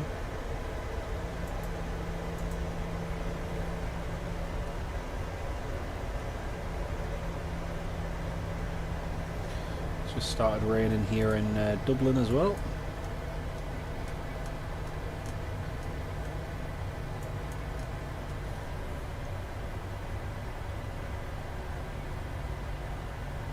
Actually, it's go around at London City Airport, Daniel. Brilliant, thank you, mate.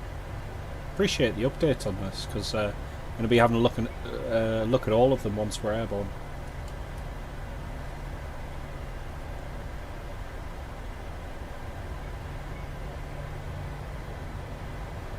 Yeah, that's true, mate. That's true.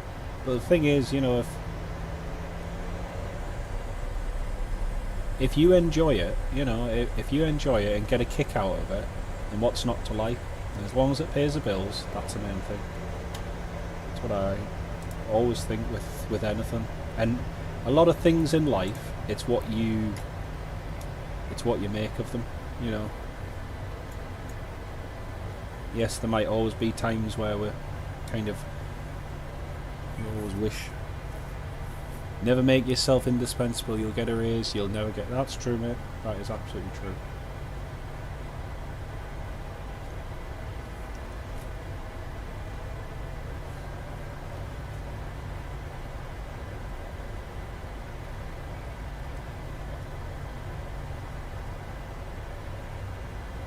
London airspace looks very chaotic. Oh dear.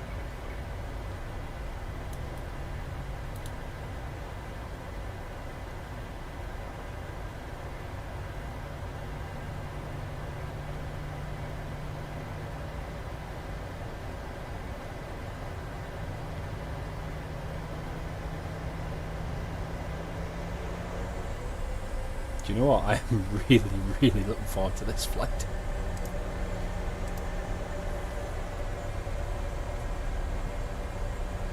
Got 9.6 tons of fuel, and we're going to go and have a blast down at Newquay.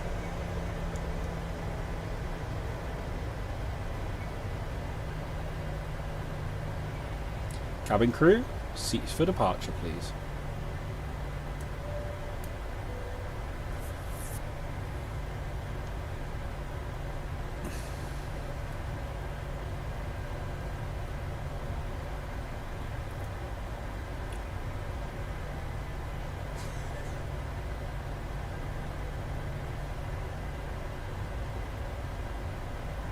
Yeah, but you're weird. I will happily admit so.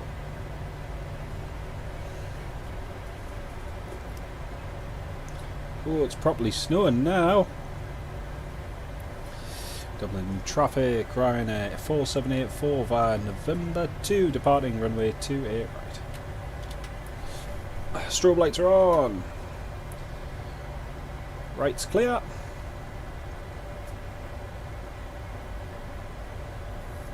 Left is clear. Well, this weather's just moving in as we're taking off, so that's a good sign.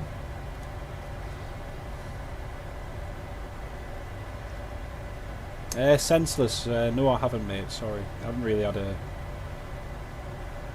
chance to watch many. Okay, here we go. 40%. Let's go.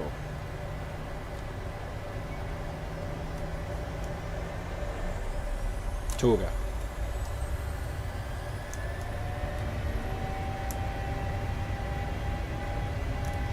Power set checked.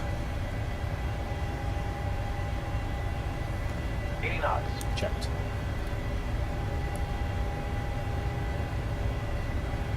Crosswind from the right. Rotate. V2. Positive rate of climb. Gear up.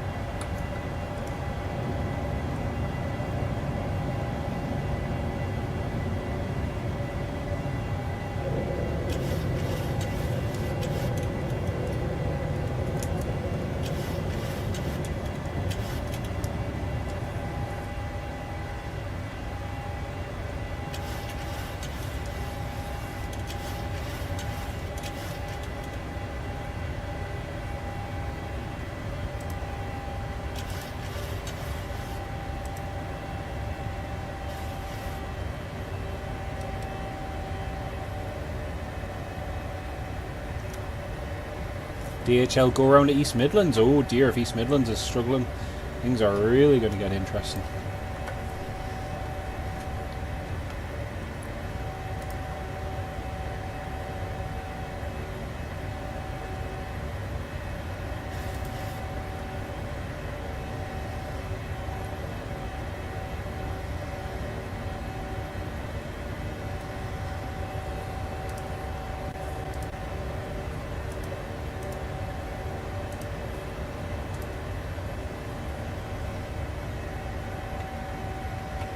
Positive rate, gear up. Hey, Nick, welcome to the live stream, mate. You've just joined us on what is going to be the most, the more exciting of the flights this evening.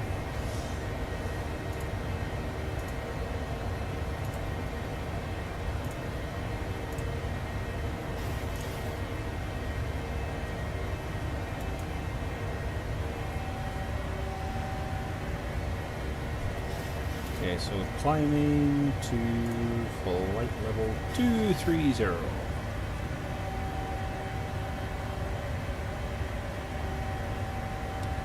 Transition altitude. 4 aircraft inbound, nice one.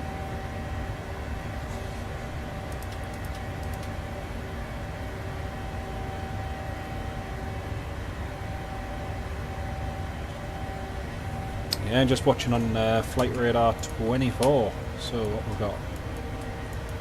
DHL 767 from Keflavik. Ryanair from Barcelona's diverted there.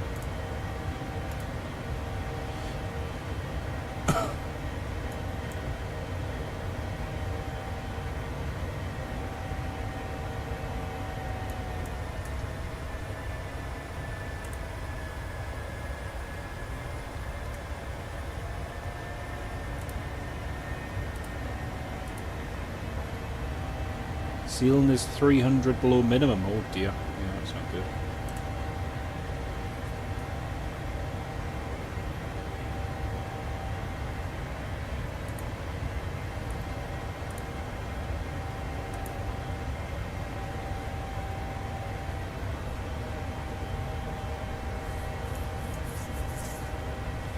Got a UPS 767 descending into East Midlands now. Just coming from the west.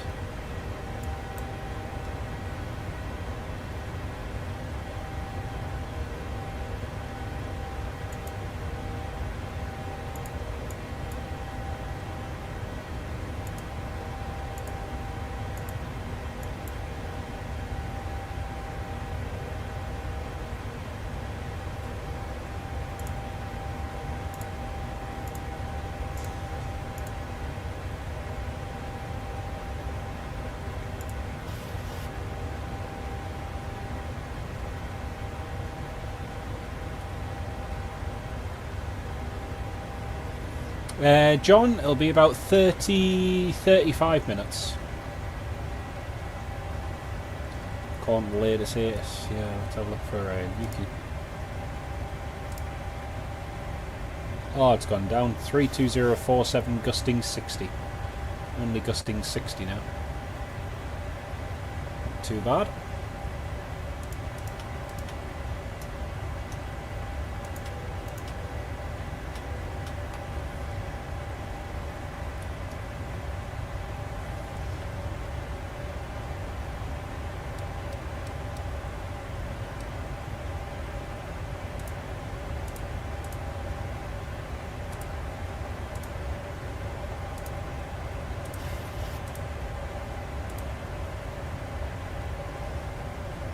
Oh yeah, so it is. I think we might extend our climb slightly and just go to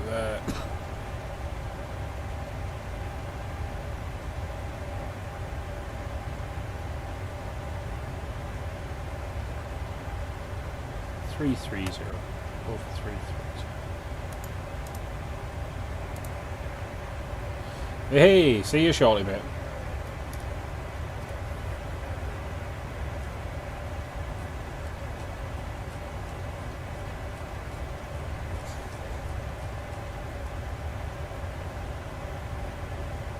For those that didn't know. Oh dear.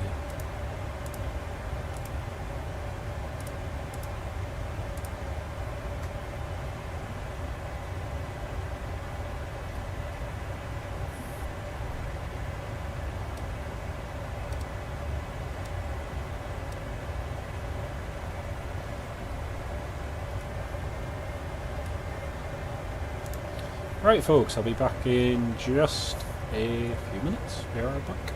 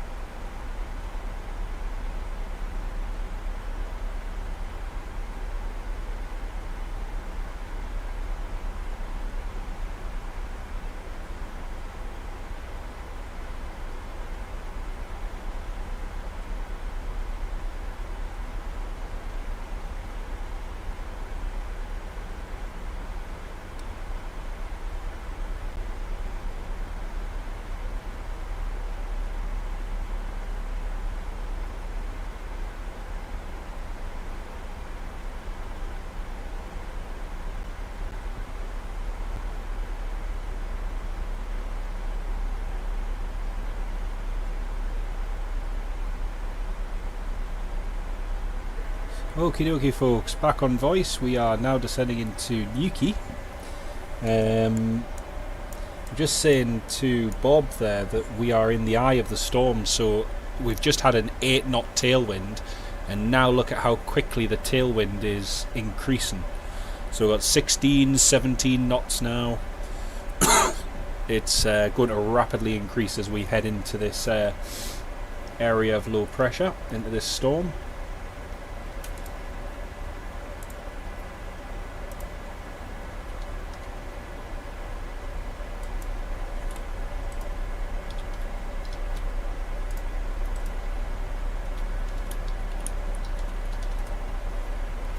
So the wind is increasing. We've gone from 8 knots to 24 knots now. It looks set to continue. We do have enough fuel in that to hold for a long period of time as well. So we've got no issues there. Put the seatbelt signs on as we are going into this quite turbulent air.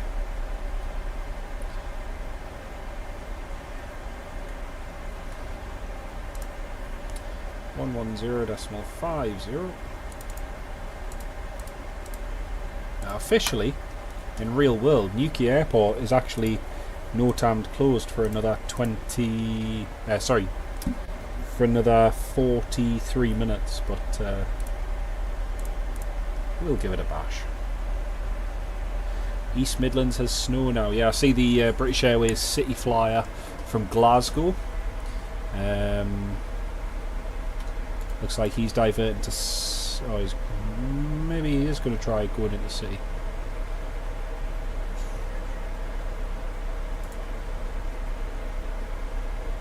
Can you divert to Newcastle, Bob? Yes, I could.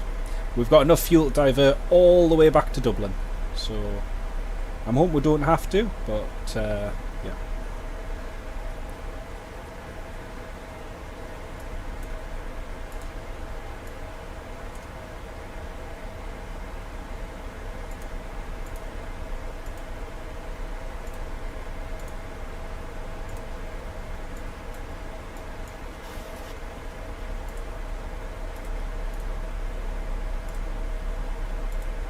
I'll go around for Luton, Ryanair.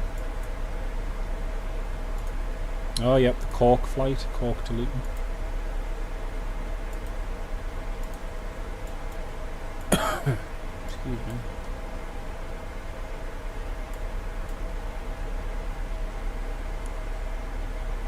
.43 knots tailwind now.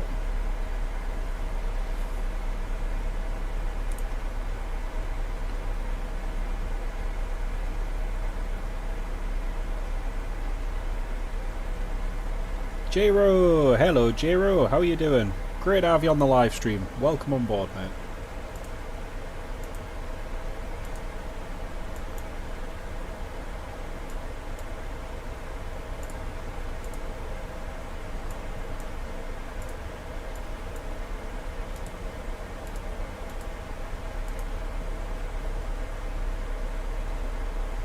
Just passing 15,000 feet now.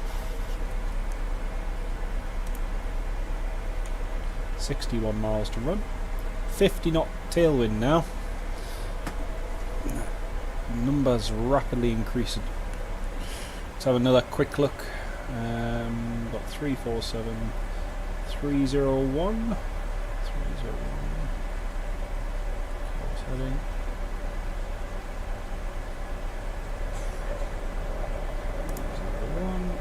110.5. Actually, it's showing 302 in the open, so ignore that. 51 knot tailwind.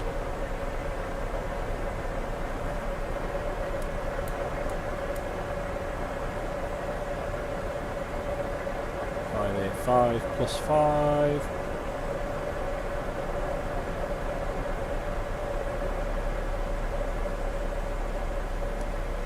.590.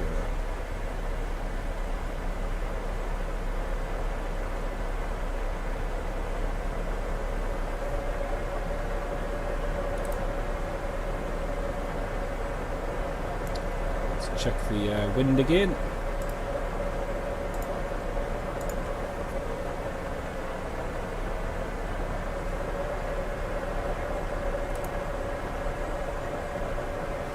320 degrees, 47 knots, gusting 60.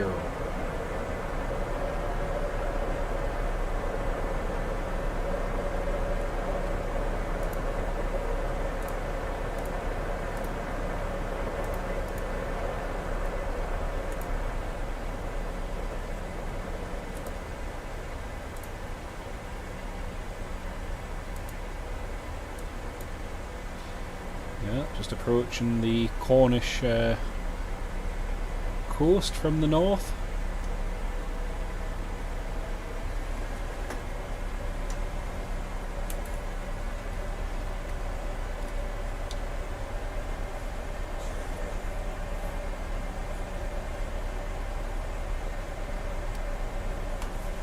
Going right into the heart of the area of low pressure now.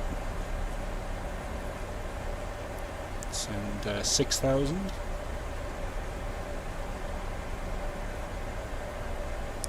Shut them engines off and glide in. Righto, sir. Your wish is my command.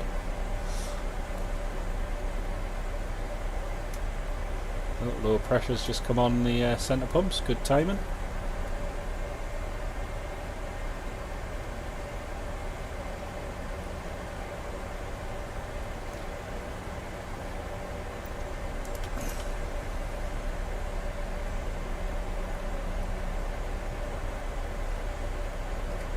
Passengers, hang on. Yes, they're going to need to hang on. Daniel, no, not full flaps. No, full flaps is one of the worst you can use, especially in strong winds. Because the thing is, you want to maintain best control of the aircraft. So, especially with the 737, flaps 30 is the optimum, even when it's windy or when it's calm. You only really want to use flaps 40 if you're on a particularly short runway. Well, here at Newquay we've got a really nice and long runway. Didn't believe you until you said that about the engines, Mr. Oh dear. But yeah, flaps 30 is the preferred flap setting. Daniel, yeah, the whole idea of that is for the Coast Guard flights. But we'll see. Oh, excuse me. Oh, tired.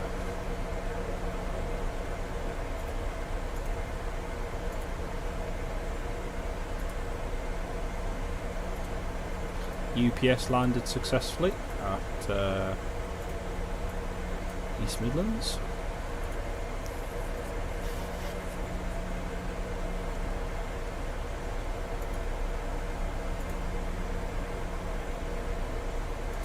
Looks like the British Airways city fly to London City is going to give the approach a try. Yeah, they might possibly be doing that. Yeah, they might possibly do that.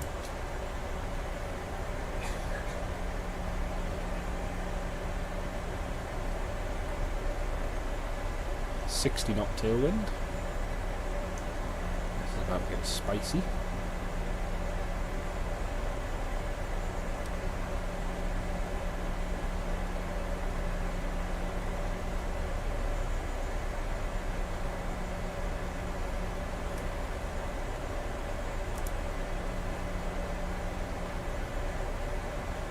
Snowing hard in the Midlands, oh dear. Okay, QNH set 980. 980 set.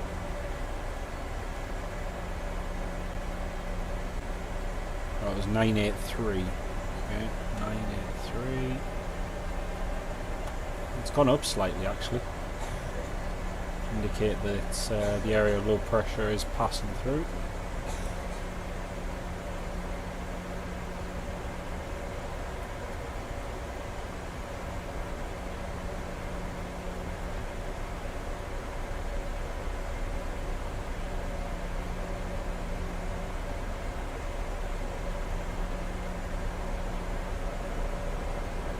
.62 knots. Ah, looking out the window, Bob. So it is snowing.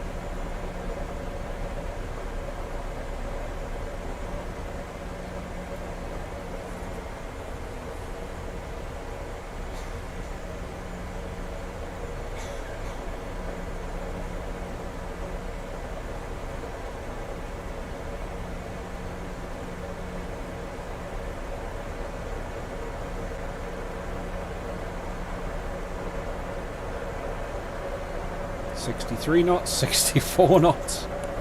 Oh, these gusts are something else.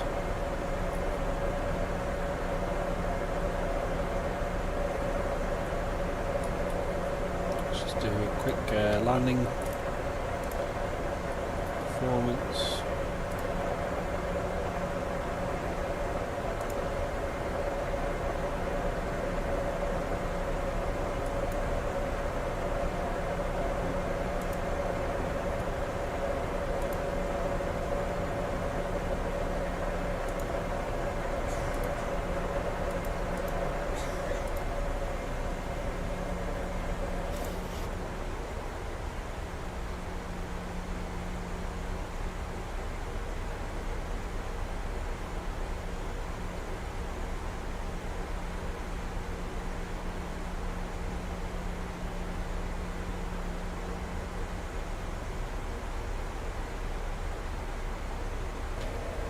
Keeping an eye out for the trampoline traffic. Yeah, there'll be plenty of that floating around.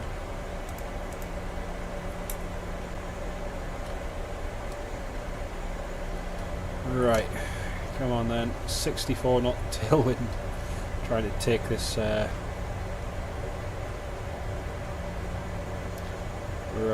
150 degrees.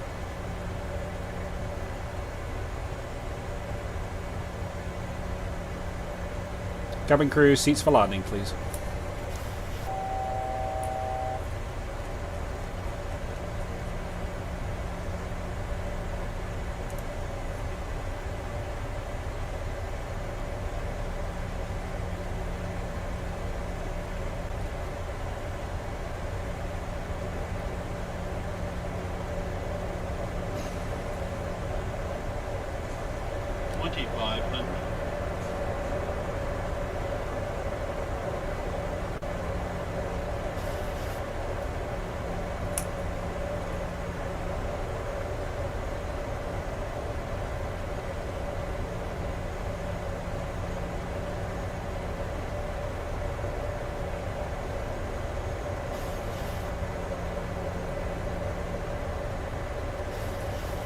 Ah, British City Flyer from Glasgow made it. Brilliant.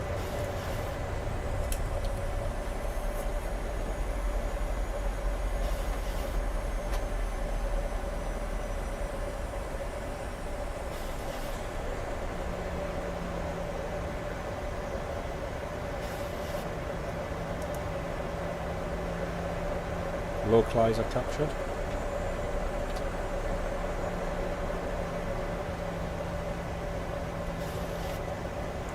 Flaps 5.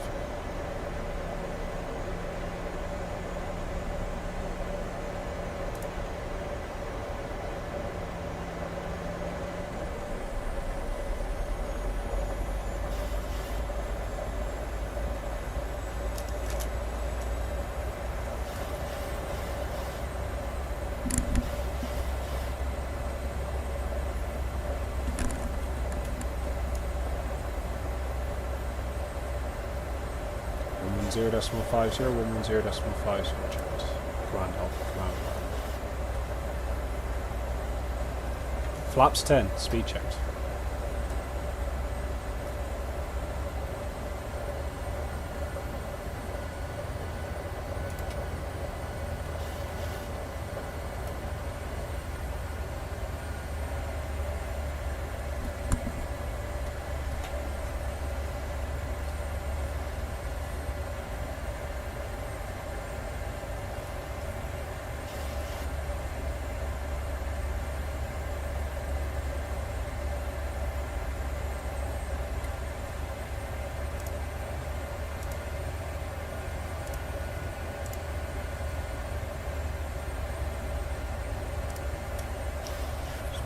Just about to capture the glide slope.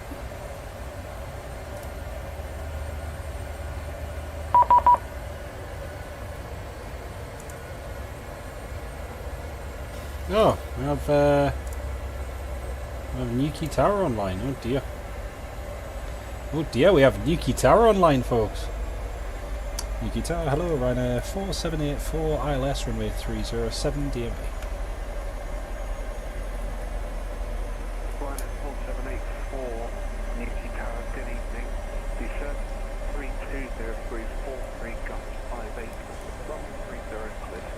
30 cleared land. Thanks, Ryanair. 4784. Okay. You hear that? That's some wind. Right, no visual yet. Get down.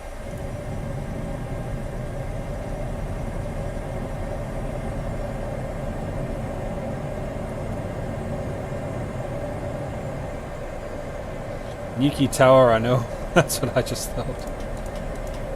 Alright, let's try this.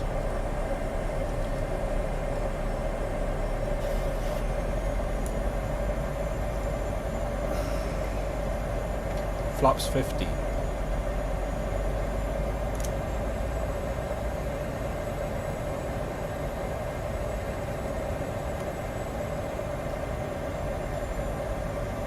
Look at our ground speed. Our ground speed's 119.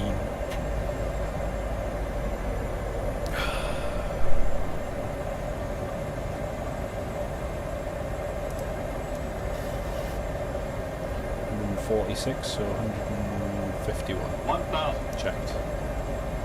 Flaps 30. Speed checked.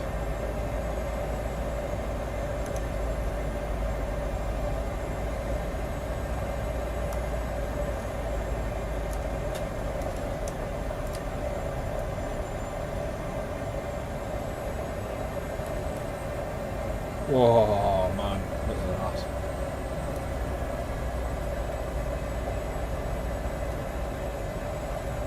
Wind check. 3343 got the landing. Thank you, sir.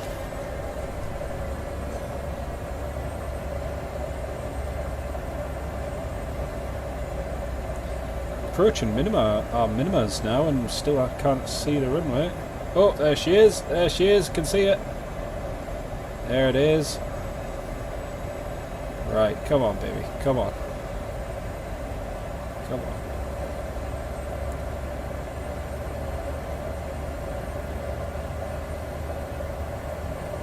Come on. Approaching minimums.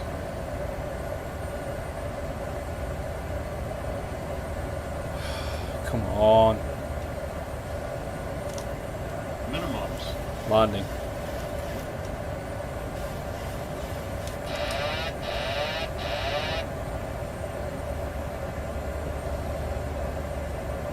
Flight slow. Oh.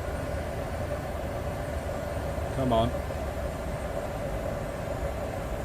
100. 50. 30. 20. 10.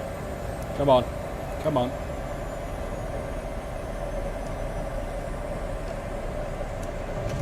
Yes, that's it. Come on. Last set of markers too. Versus green. Manual brake.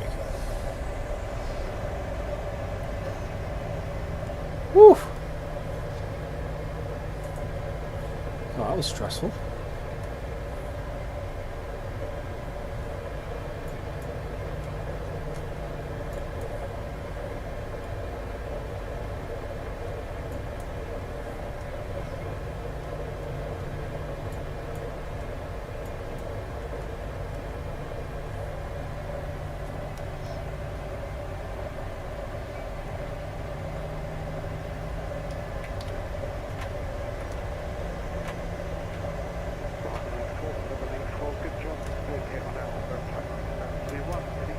That's brilliant. Thank you very much, Vacate Alpha and Stand 2-1. And it is a little bit blustery there. Thanks, 4784.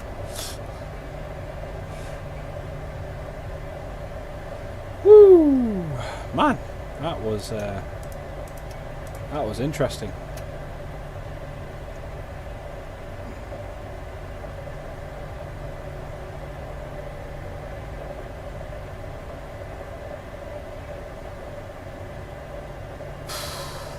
Oh, that was, and that was, I don't know if you saw, we literally just did that on the last set of markers as well.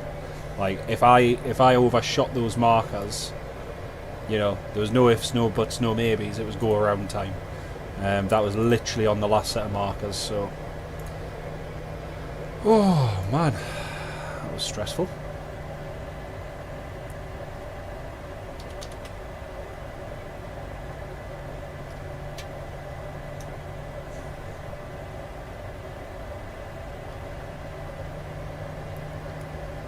Yes, yeah, we just dipped below the glide slope slightly, just as we were coming in there, but managed just to compensate, which is why we floated so far down the runway. I was waiting for a wind shear warning for us to go around. We didn't get any wind shear warning, so the glide slope, we can kind of expect that with the way it was fluctuating, but yeah. Whew.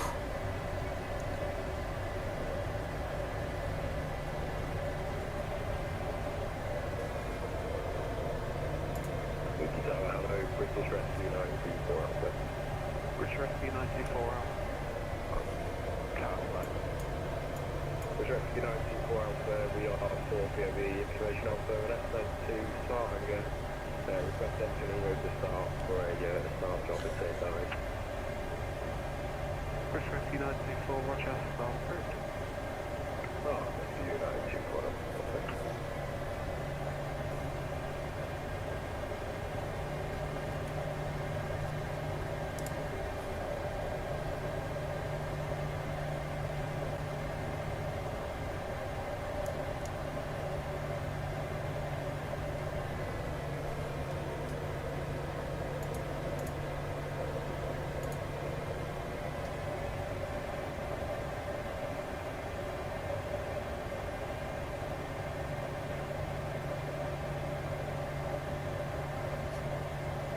Oh man, it's lashing it down. It is miserable.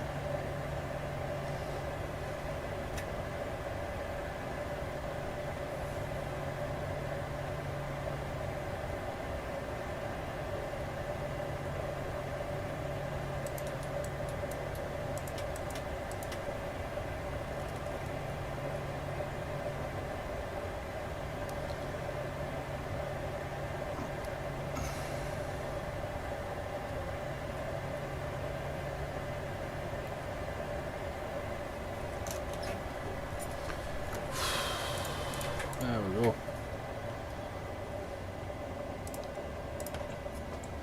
Well, that was fun. I brought all that extra fuel for nothing.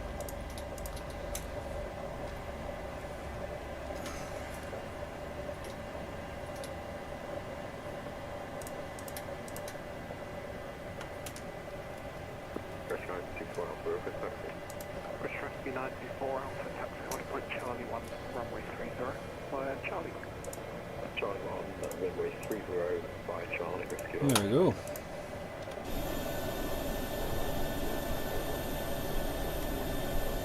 Well, that was interesting.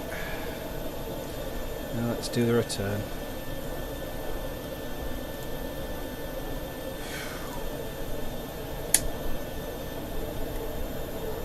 I think we might just get away with taking the right amount of fuel for this flight. Oh dear. Right folks, I will be back on voice in just a moment.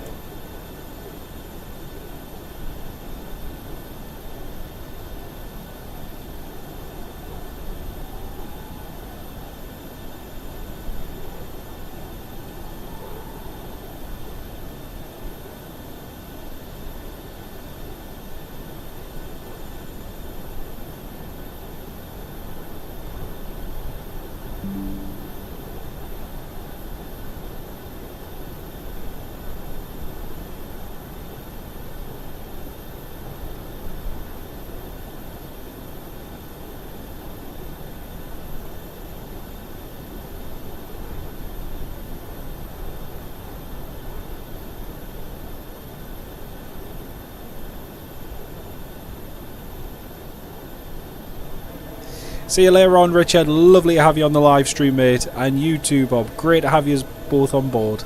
And thank you so much for tuning in today. Really do appreciate it. Hope you enjoyed it. We'll catch you in a bit.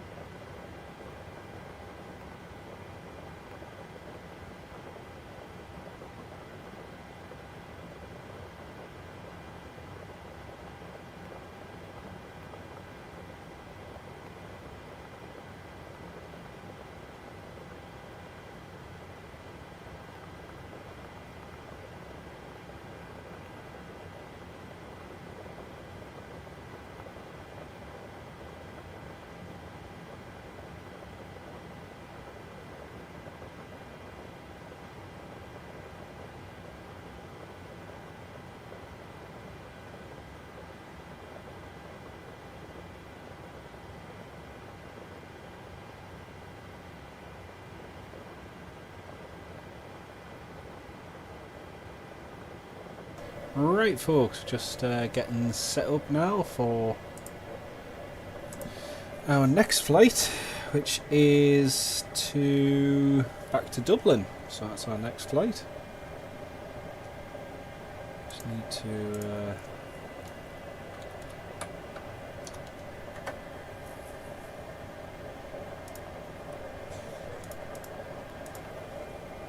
get the old girl all set up and ready to go.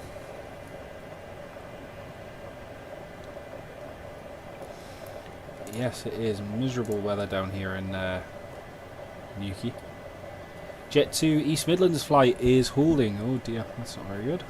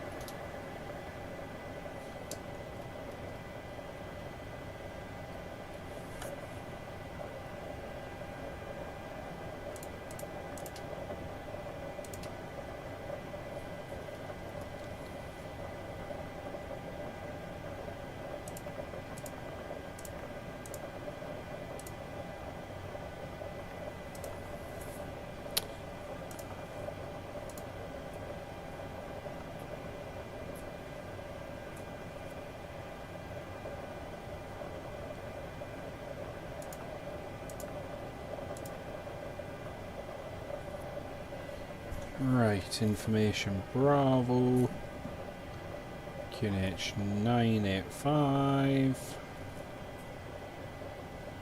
uplink ready, load.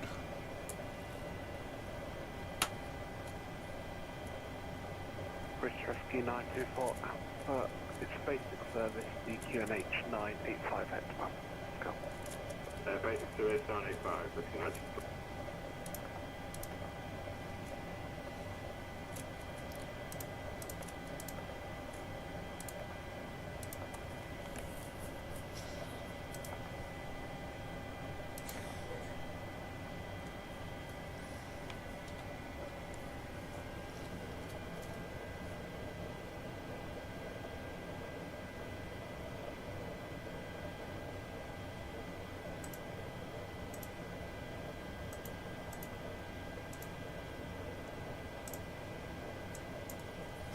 32.20.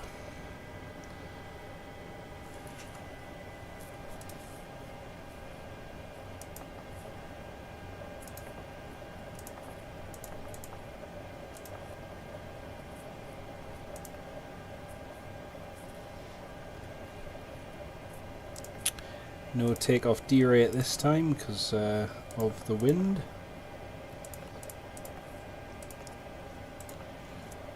And let's have a look at the 32043.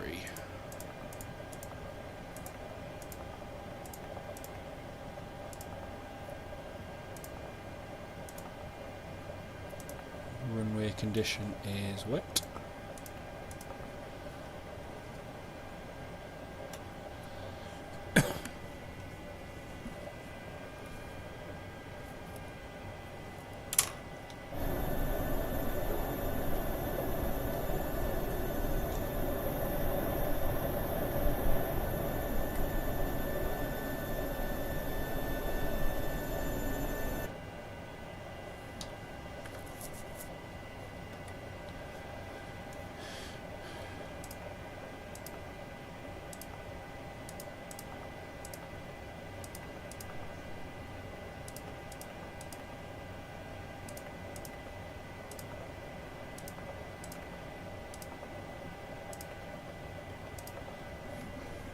ILS runway 28 left. Japan's seen some Aer Lingus employees have not been told about them stuff. Yeah, I'm not surprised, mate. I'm not surprised. I think a lot of them would have known it was coming, though. I mean, it's been in and around the aviation news here in the UK for a while now, so I don't think any of them can really honestly hand on heart say, oh, we'd never expected this, because, you know, it was going to happen.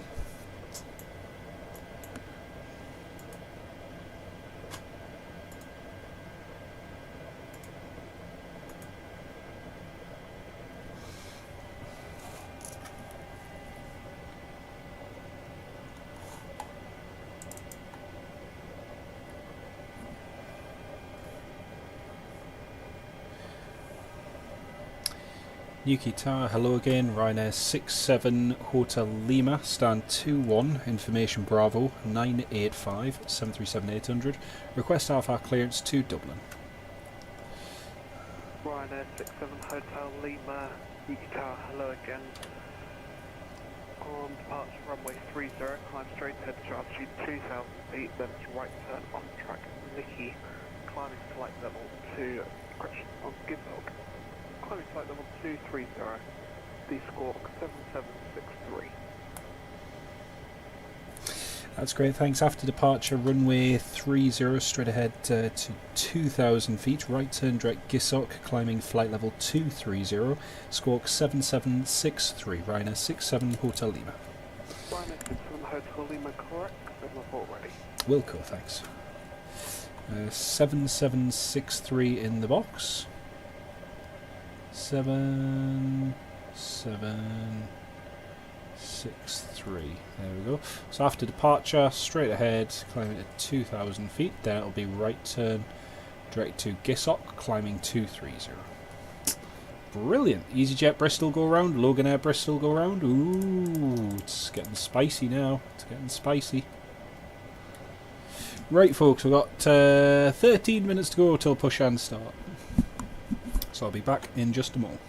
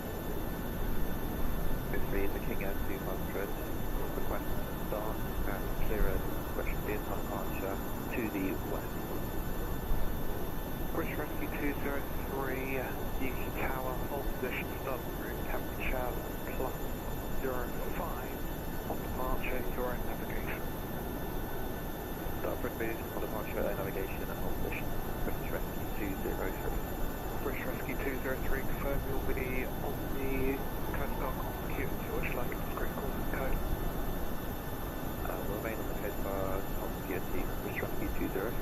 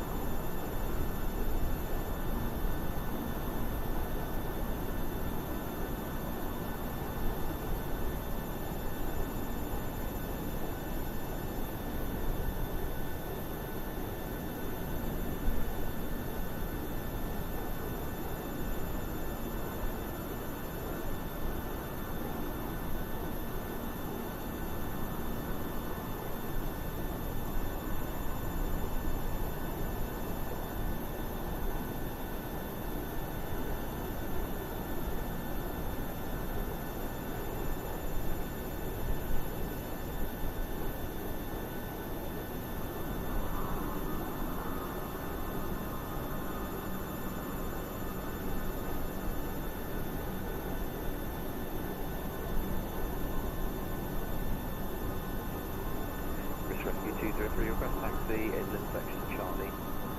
British Rescue 203, taxi order point Charlie 1, runway 30 Alpha.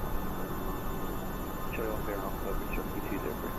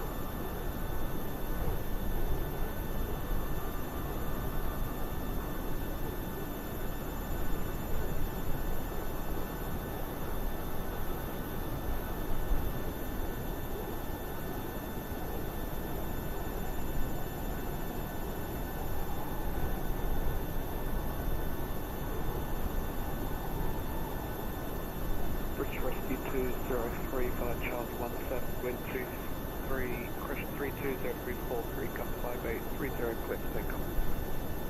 To take off, Coast Guard, Rescue 203.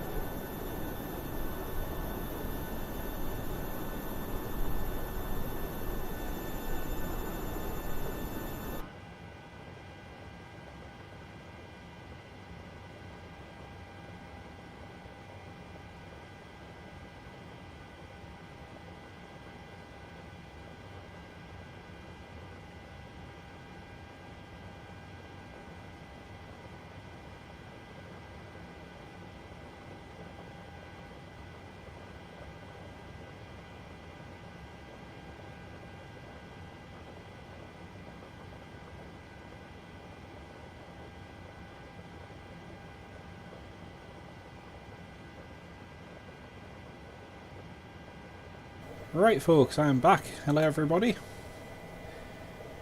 Just about to take off.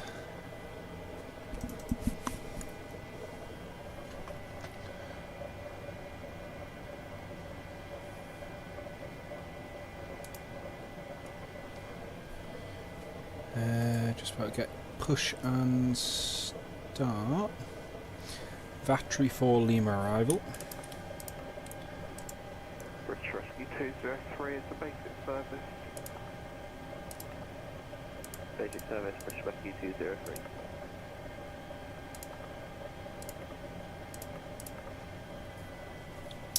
Time to get going.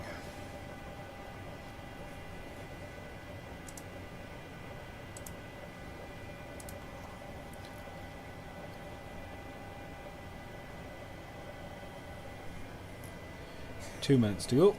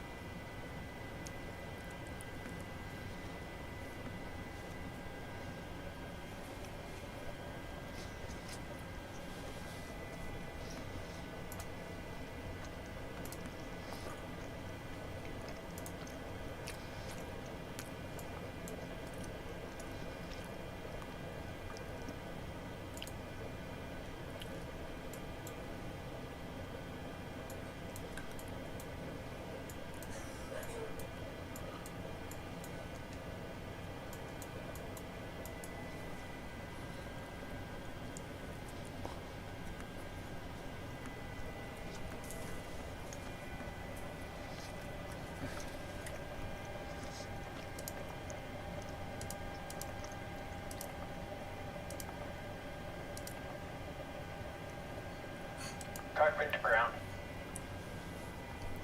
Alright, let's go. We've been cleared for pushback and start. They want the tail to our left. Roger that. Ready to push. Tail to the left. Park brakes off.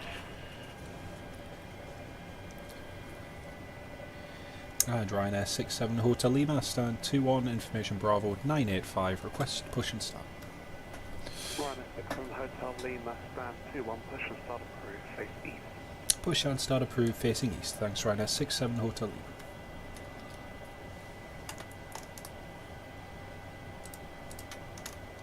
Brakes released. Okay, let's go. Start sequence 2 to 1, start number 2.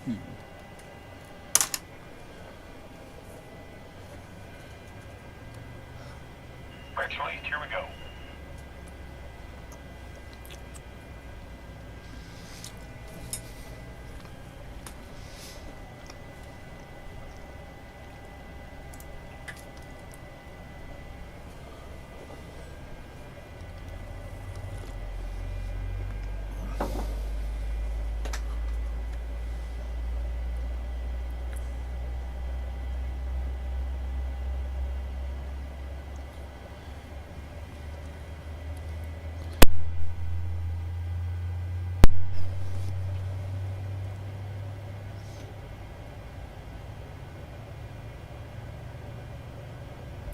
Good start on engine number 2.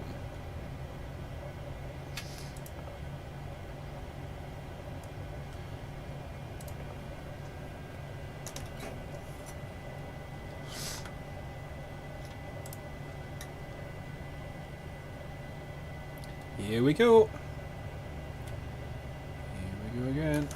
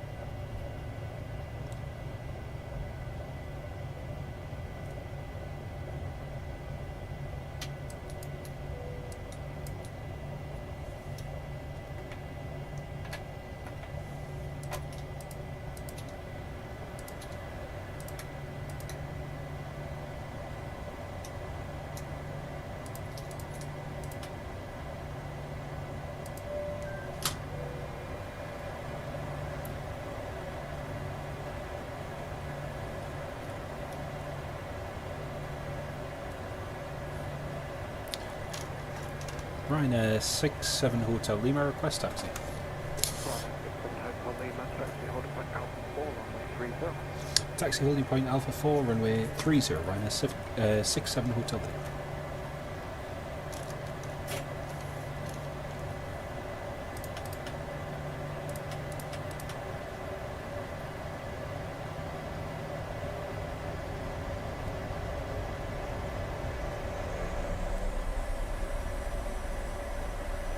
Okay, let's go.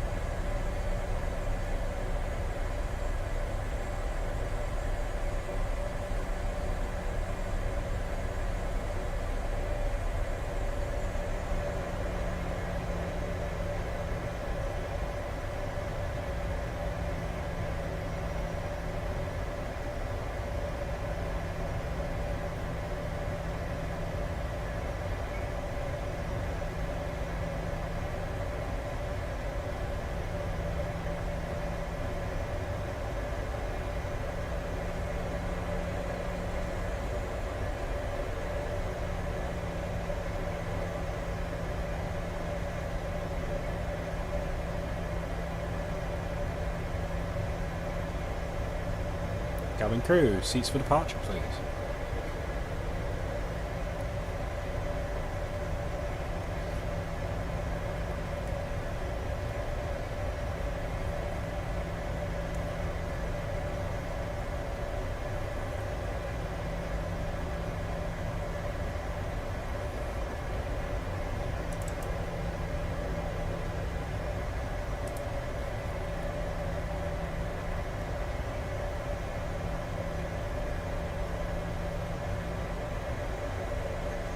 English Rescue 203, QNH 987 Pascal. 97 Pascal, English Rescue 203. British Rescue 924, QNH 987 Pascal. 987, Rescue 924. Ryanair 67 Hotel Lima, QNH 987 Pascal. Copy 987 hectopascals. Thanks, Ryanair 67 Hotel Lima.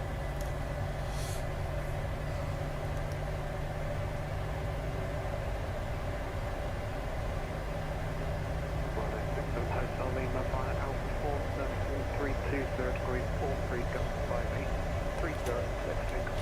Runway 30, cliff takeoff. Thanks, Ryanair 67 Hotel Lima.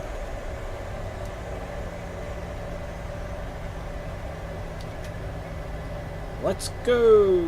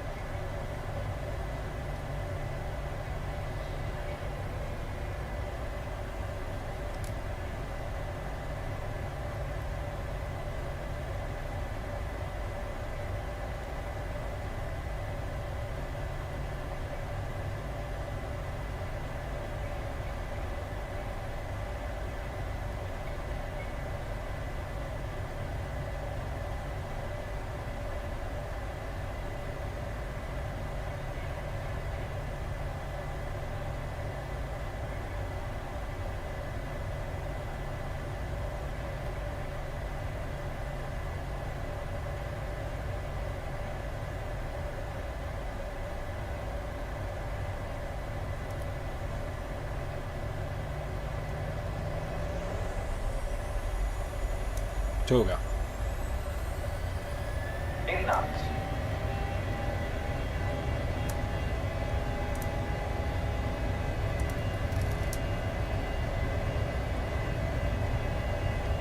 V1. Rotate. V2.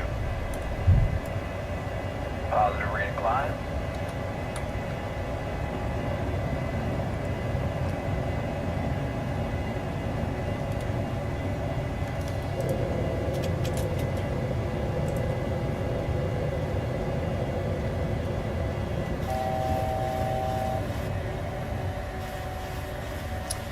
Ryanair 67 Hotel Lima, airborne passing 1,600.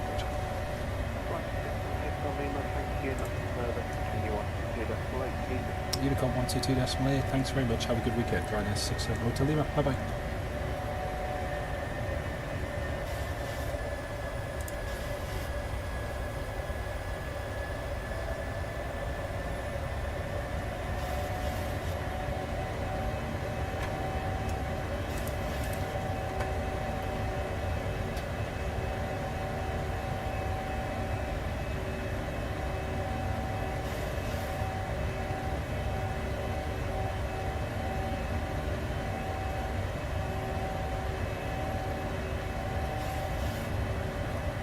There we go, folks.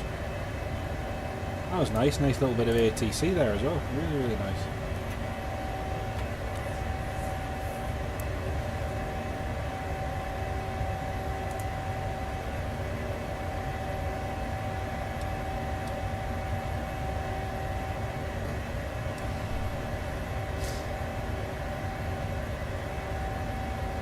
Possibly going to divert if weather is bad. Ah, right. See what it does.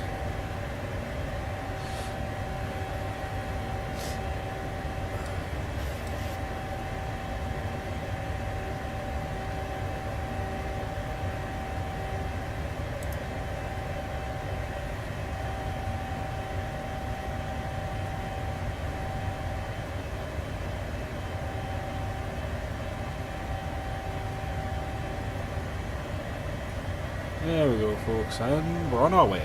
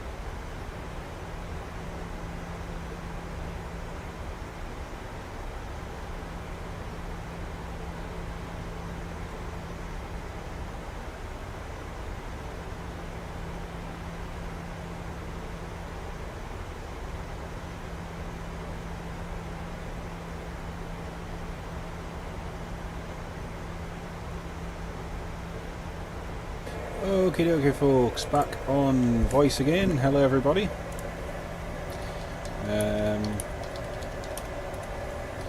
Just descending now into Dublin. Going to do a quick flight radar watch along once we've landed. There's a lot of activity going on over the UK at the moment, lots of disruption due to the storm and some freezing conditions and other issues that are ongoing. So we will have a look at them on flight radar in just a few minutes. Bristol is bad, yes, there's lots of disruption down at Bristol. We'll do a flight radar watch along in just a few minutes. And East Mids is closed. Yeah, it looks like they've had. Looks like Newcastle is closed as well.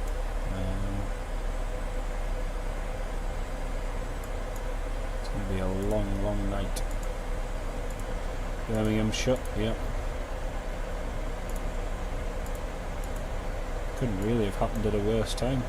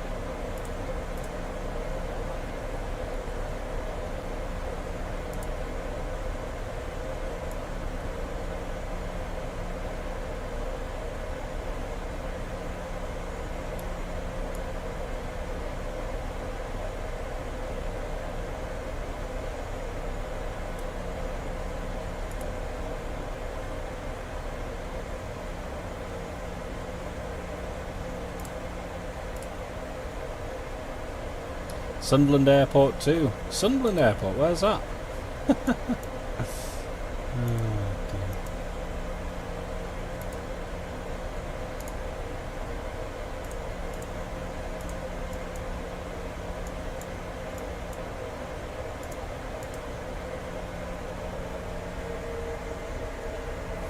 Yeah, just for anybody interested, once I've landed in Dublin here now, we're going to do a live watch along on Flight Radar 24, and my mate Dan is going to join us as well, and we're just going to watch some of the disruption on Flight Radar. You might find it interesting. It won't be a long stream by any stretch, but it'll just be interesting to watch some of the disruption happening, because there is a lot happening at the moment. So yeah, if you just bear with us till I land, and we'll do that in just a few minutes. Dublin Tower online.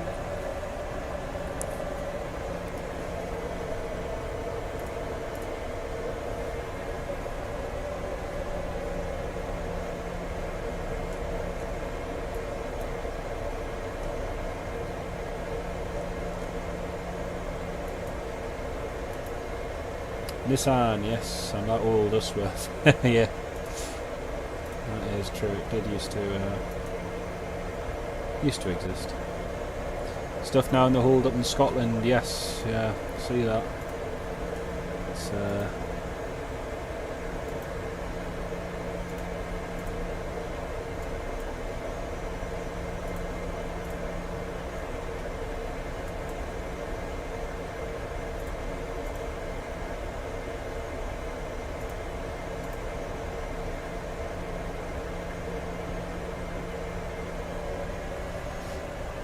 right, just establishing on the ILS approach now. Localizer captured.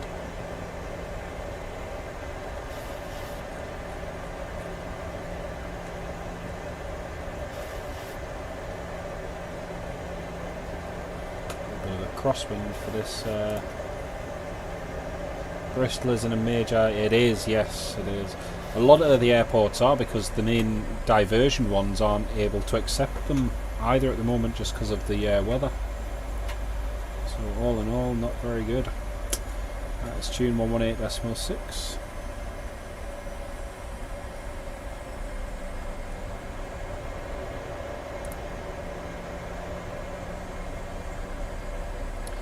Dublin Tower, hello, Ryanair 67 Hotel Lima, ILS 28 left. Hotel Lima, with free change degrees, 1 for knots, remain straight left, clear to land. 28 left, clear to land, thanks Ryanair 67 Hotel Lima.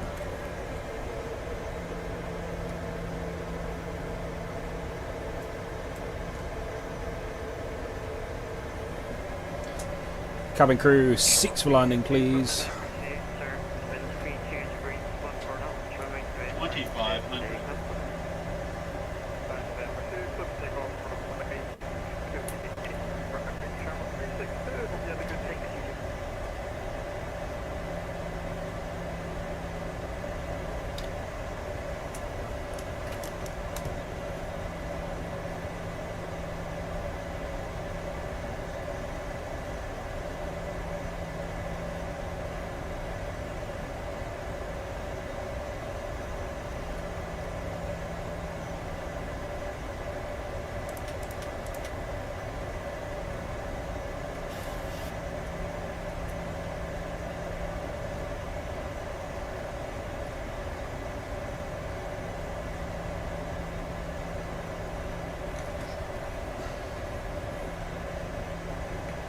Flaps time.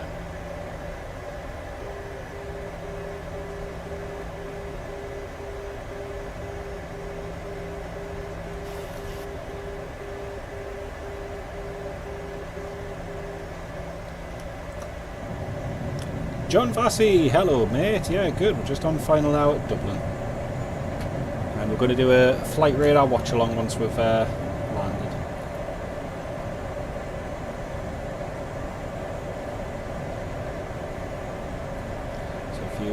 Stay tuned. 1000. Our next stream link. I'll just share it.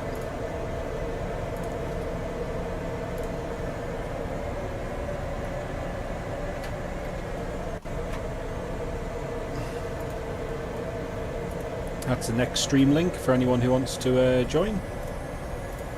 Might enjoy it. How was Newquay? Newquay was amazing. It was very tricky. Very, very tricky.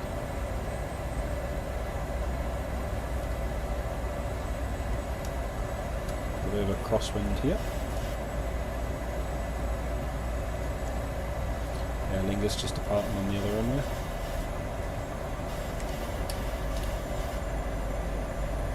Approaching minimums.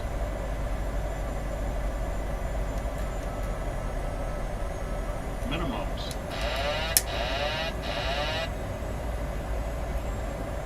100. 50. 30. 20. 10.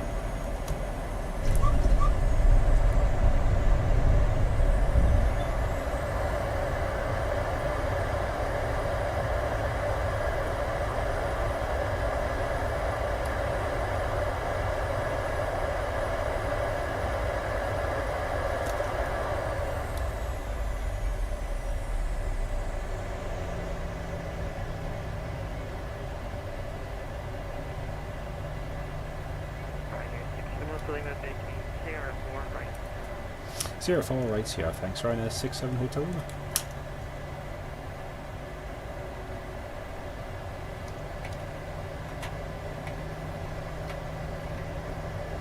SJ's Transport! Hello mate, how you doing? Great to have you on board. Could be a lot of folk in Schiphol, yeah, you're right there mate.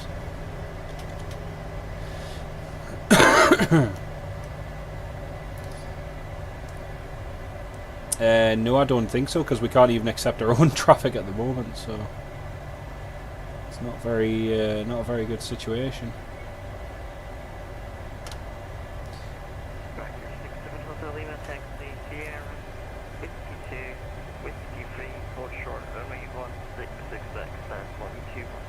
That's great, thanks. Expecting stand 121, Sierra Whiskey 2, Whiskey 3, hold short of 1634, Ryanair 67 Hotel Lima.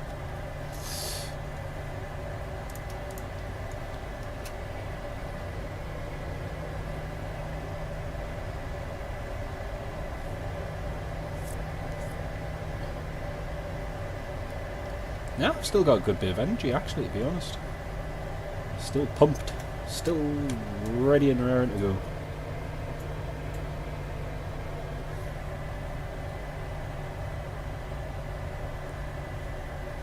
What's happening in Newcastle? It's yeah, it's not good. It's not good at all.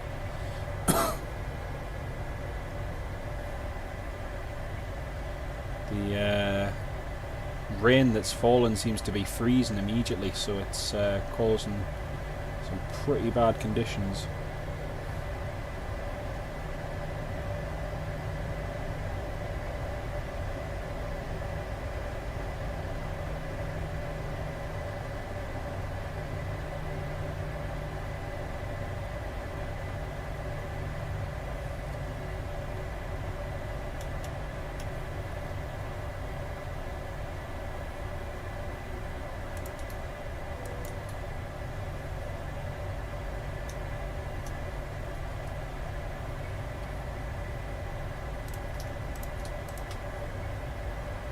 Yep, freezing rain outside, yeah, it's not good. Not good at all.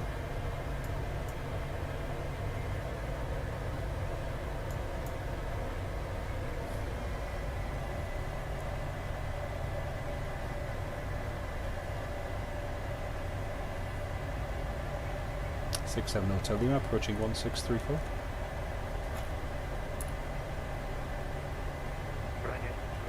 Looks like you've missed 53 there, alright. Transfer 16, taxi Mike 1, Foxtrot outer, link 5, that 121K. That's great, thanks. Mike 1, Fox outer. Yeah, apologies for that, we did just miss Whiskey 3 and Stan 121. Thanks, 6 7 Hotel Lima. Right.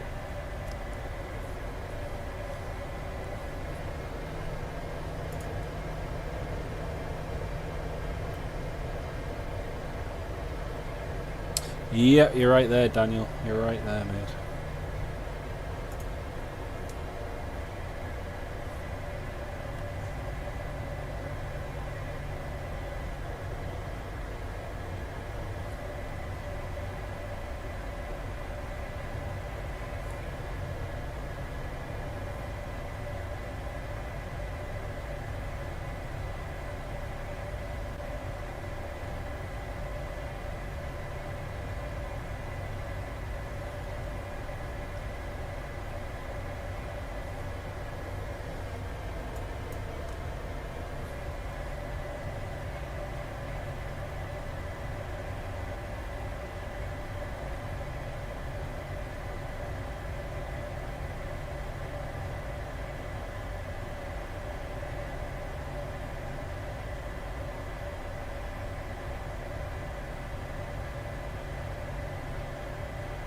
Yeah, they have. They've got loads of A321s very quickly as well.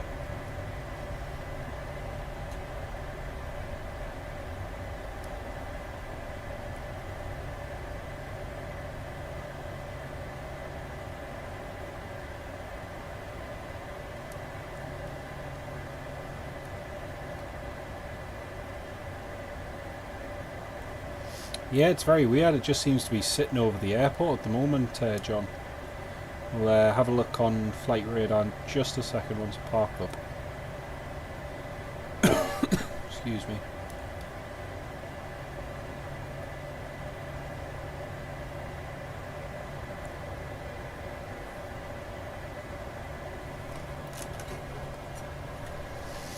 There we go, folks. Welcome back to Dublin.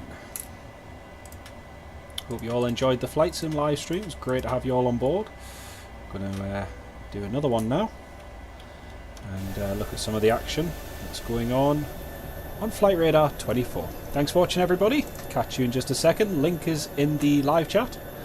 And a massive shout out to our top fans: Richard Bradley, Chipaz, Benjamin, Senseless, Robert Hadfield, Nick, Geordie Nicholas, Jay Vassy, Simply Just Planes, Sammy EGNT, Norman, Farang Travels, SJ's Transport, Alex H160, Spitfire F100, Callum, Captain Black, Lewis NUFC, Pierre Berg, Jero, and Paul Eddy.